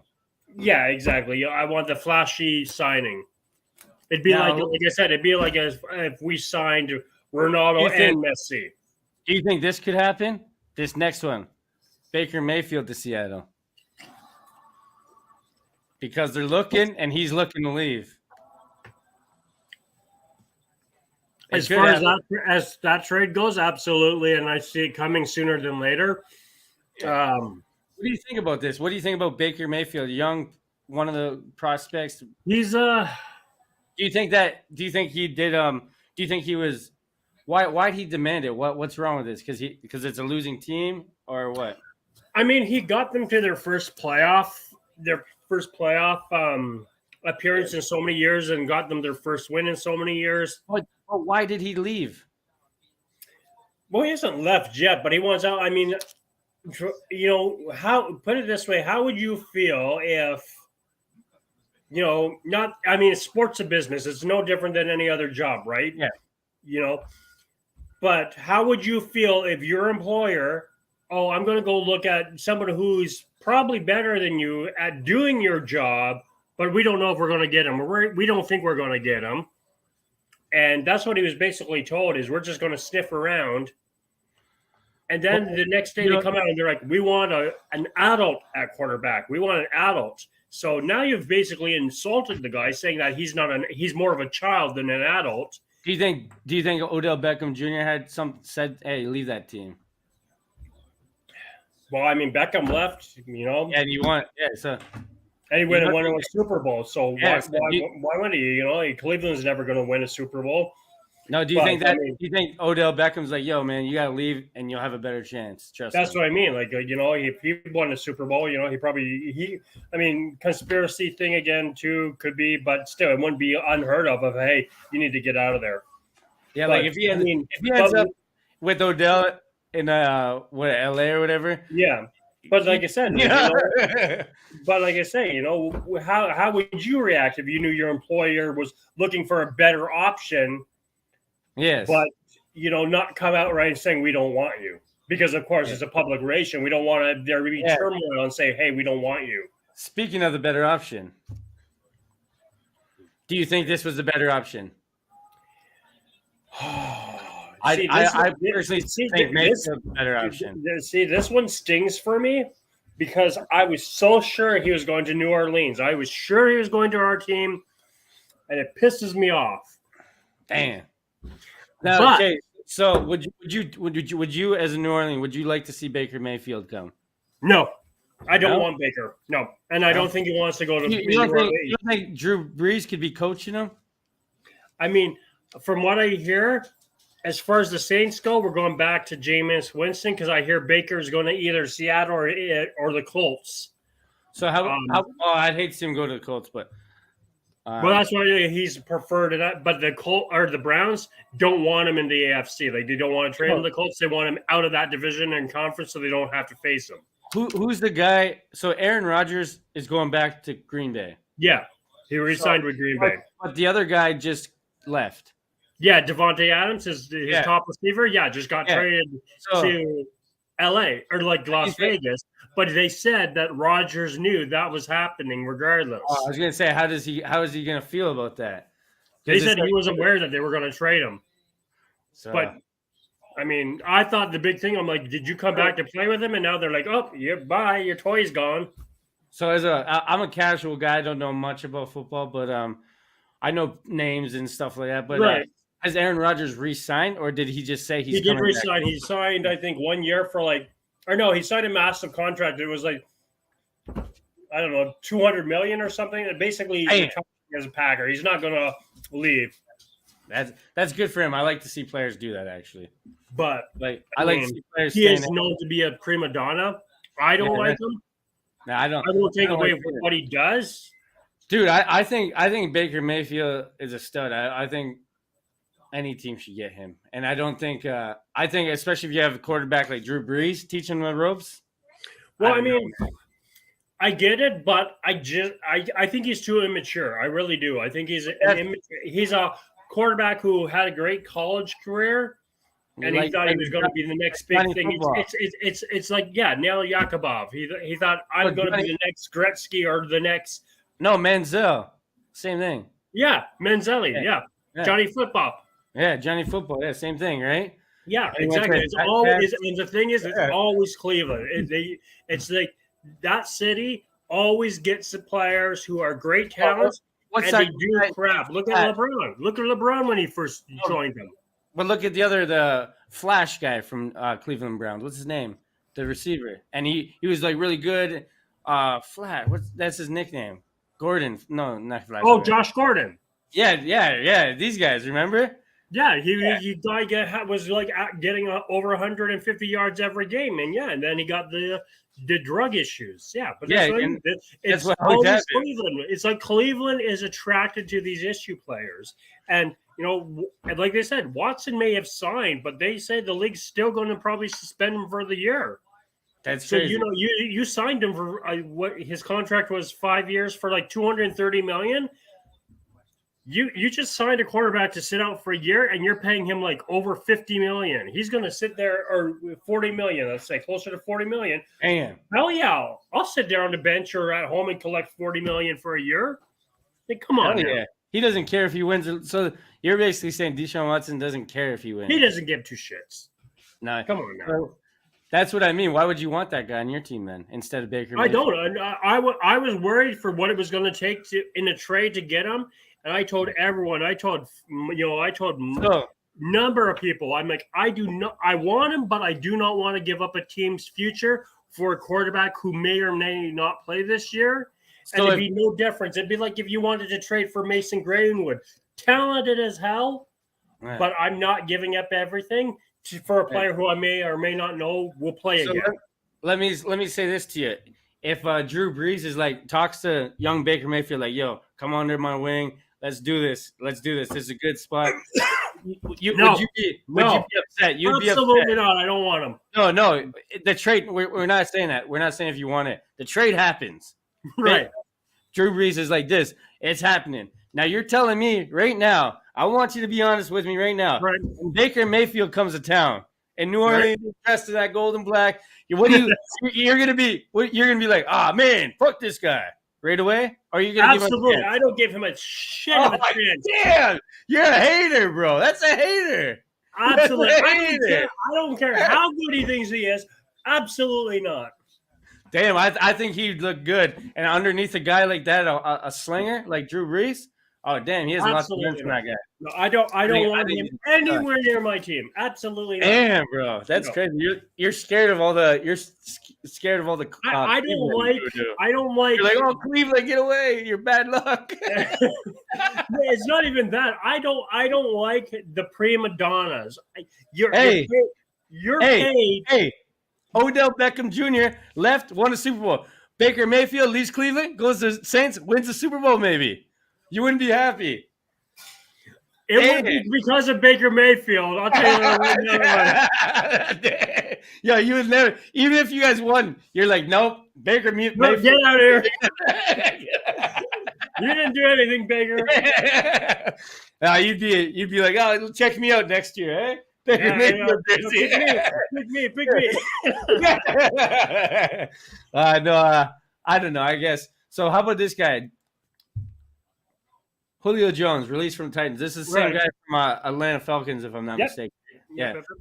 So this guy, he was like the man in Atlanta. Remember that? Yeah. See this guy. He was the man. Remember, this guy was a legend. What happened? So he's getting released? He got released. They actually traded with the Rams last night to get Robert Woods to replace him. Yeah. But as far as him getting released, I think it was A, he wasn't a fit, and 2, the injury issue. I think he only played half the season, if that. So, I mean, he didn't sign a massive contract with Tennessee when he first played with them. But, yeah, it was – I think a lot of the league was shocked of, hey, you're not even going to give him a chance this year to be healthy and show what he could do. You kind of – but after 1 year, like it was kind of – you were hurt. We don't want you now. Damn, man. But I mean, my Saints, they're very much sniffing around, interested in signing him. And hey, I'll take him. I'll take him. You'll take him, but not a young Baker. That's right. Young Baker. So this is the guy you're hoping for. So as a football fan, what guys would you like to see come to your team, man? Oh, well, obviously, Julio. I mean, I'm as much as I didn't want to give up a future, I would have took Deshaun Watson. But I mean, for what's out there right now, Julio Jones is good. Is a big name. Jarvis Landry is a name that I would want. Like my team right now needs a receiver, so I'll receive any of the big receivers I would take desperately. Now, do you think your team's going to go out for them? Going to go out and get him. Julio Jones, I can see. Julio Jones, I can see because we do need a secondary receiver. Yeah, but getting released. That means they don't have to trade anything for him, right? No, exactly. Kind of like NHL with waivers and everything. Yeah, you don't have to give it the other team anything. You just this is an easy one for you guys. Absolutely, but the thing is, Drew Brees' contract always put us so much like. What were we over the salary cap? Like before we started restructuring everyone's deals, like this month, we started like the new league year this year, $74 million over the cap. Damn, that's crazy. So we've now gotten it to, I think we're 30 million we have to spend. So I mean, we have the money to sign him. If we don't sign him, I think is a bad move for like Julio Jones. Yeah. We definitely need a receiver, and I think he would be. What are the other teams that are talking about him? I'm not too sure. I really haven't heard. I think people are kind of weighing out the options on him, but I think his best option is to play for the Saints. So he's not just saying because I'm a Saints fan. I think he would do really well there. So he's not a trouble player. So he's not a trouble player. It's not like he's been in drugs. He's not charged with rape or animal abuse or anything like that. Jerry Jones last year it was an issue. Last year it was an injury issue with him. I think was the biggest thing, and they didn't want to wait around and be like, "Okay, are you healthy now?" Yeah. So Jerry Jones, this is not a guy Jerry Jones would go for because he's not a guy that he can take him to rehab and make him a Cowboy. Right. Exactly. Yeah. And I don't see him being in Dallas. No. Yeah. I'm surprised Dallas never got a guy like Johnny Manziel. When they actually wanted Johnny Manziel. He was in love with Johnny Manziel. Yeah, I can make you better, They were in love with him before they got Dax. Yeah. They wanted to actually. I think Dax was still playing for them at the time Johnny Manziel came out, and that was Jerry Jones' pick if he was still there. Is they wanted Johnny Manziel because Texas boy, he wanted him. Blah blah blah blah blah. Yeah, and his family's rich already. Exactly, right? Yeah, they probably have a whole bunch of ties. Oh, yeah, absolutely. Why he never signed him, who knows? Probably, like I said, with most of the stuff today, he's been like public relations. But yeah, no, absolutely. If Jerry Jones had the chance, absolutely, he would have got Johnny Manziel. Yeah, I think he loves going after all those guys. Like that's why I'm surprised he's not like if he didn't have a Dak Prescott. I think he'd go after Baker Mayfield. Right, exactly. That's what I mean. Yeah, he always goes after the guys that don't want to be where they are. I'm surprised that what's that guy's name? Odell Beckham Jr. never went to the Cowboys. And then no, but I think to a degree that they knew where they wanted to. I'm glad he didn't because, I mean, when the Cowboys make playoffs, I watch the playoffs. When they don't, I don't watch the playoffs. I watch Super Bowl, but that's what right. I watch other sports. I watch hockey, soccer, and too much sports, man. Too much sports for a young bloke like me. Yo, you got any more topics? I'm out of topics here. You know what? Give me a second. Let me just see if we covered pretty much everything. I think we did. We're coming up on almost 3 hours. We did a hell of a show for. But give me 1 second. I think there was maybe 1 or 2 topics. Hang on. Don't get excited now here. Don't get excited, boys and girls. We're still here. We're still here for a few minutes at least. Where are you here? I think there was 1 or 2 topics I wanted to touch base on with you. There you are.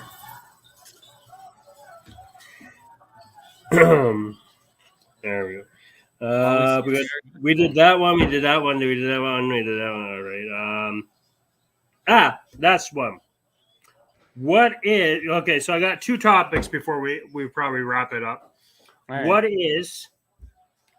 Actually, I got 3. Let's go with 3 topics here. All right. All right. Give me 1 second. Hang on 1 second. Oh, he's gonna show his wiener.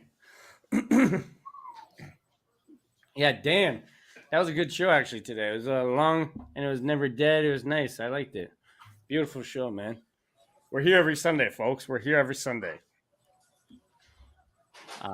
But I think I'm moving to Croatia. We might have to put a halt on it because I got a lot of busy stuff going on. So we might have to maybe once a month for a bit. I don't know. We'll see. We'll see about that. But yeah, let's go. This guy's an Argos fan, eh? He's like, oh, screw the Toronto Raptors, screw the Leafs. That's right, screw the Leafs, screw everyone, but dude, never the Argos. All right, so here, I'll leave you with these 3 topics. Let's see how good we go with these topics. So the first one is Matthews. No.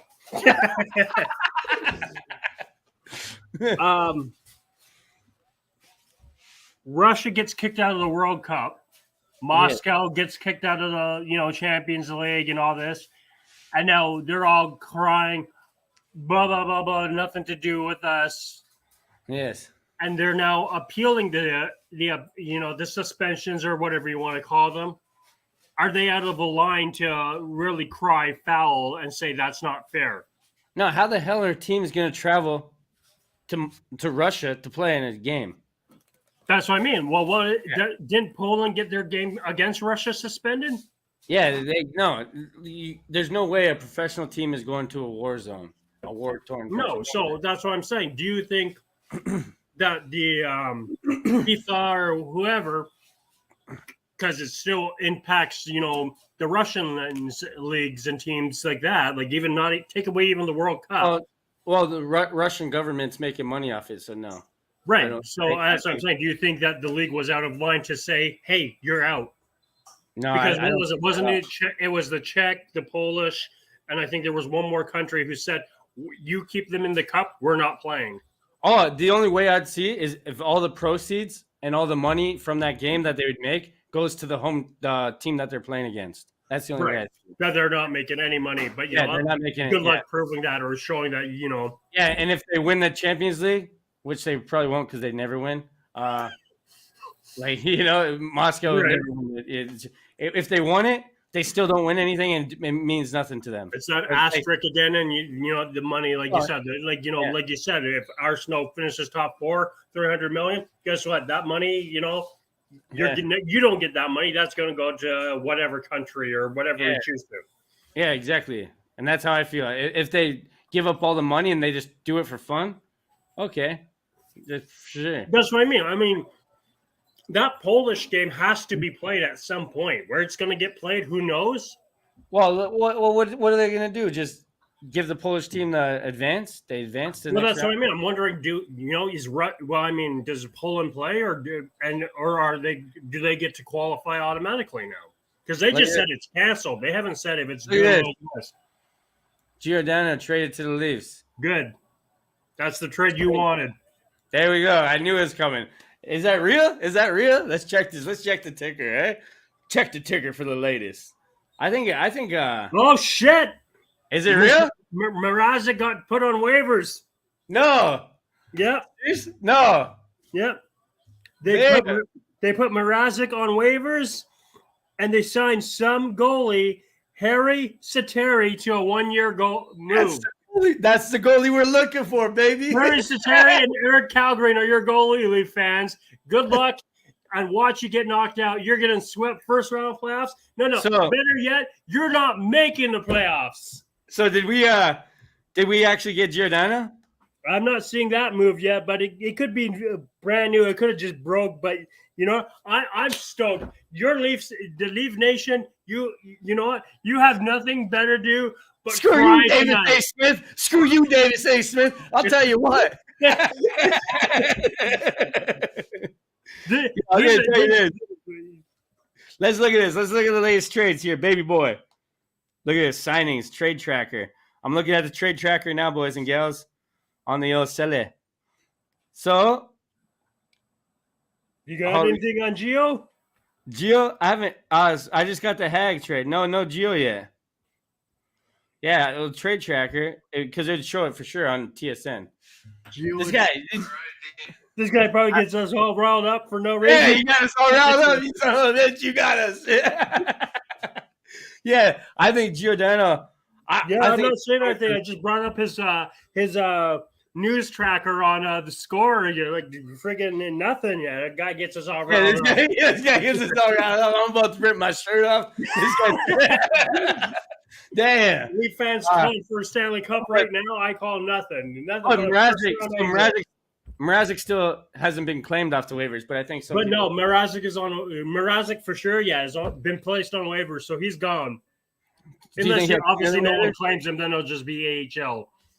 Yeah, then it'll be AHL. Damn, the rise and fall of Peter Mrazek, eh? There you go. But do you think that's a good look? No, I got two more for you. Hang on. Okay, let's go. Let's not get too ahead of ourselves. Let's not get excited. So, where are we here? We did that one. All right. What is, for you personally, your most heartbreaking loss in a championship, any league, and your best winning moment in a champion game? Easily. When we won for Arsenal, but they're both for Arsenal. When we won the league title in Tottenham Stadium, and Thierry Henry did the celebration on his knees. That's easily the best moment. The worst moment is when we lost in the Champions League final, and Henry played his ass off to Barcelona in the finals. Actually, I got two of them, two bad moments because Croatia lost. No limit here. Yeah, Croatia lost to France in the World Cup in 2018 and 1998. And Lilian Thuram scored both goals, and those are the only two goals he ever scored. and he scored both against Croatia. You know, damn you, Lilian Thuram. But for Arsenal, for club football, when we lost to Barcelona because we really wanted that Champions League, and then the next year Henry left to Barcelona and won it. So You blamed him though? No, I don't blame him at all. I think that's what you have to do. You know, he's that championship, right? Yeah, and he's won everything. So hats off to that guy. But it just sucked to be an Arsenal fan to lose in the finals. That's all. Oh, absolutely. I mean, it'd be no different. Yeah. I mean, what's yours? I mean, for me personally, I think the most heartbreaking. It wasn't really a championship. Hey, it was still a playoff. Hold on, for everybody that's probably like, "Oh, you're a Leafs fan." Well, I'm sure you had some heartbreaking. No, we haven't got that close.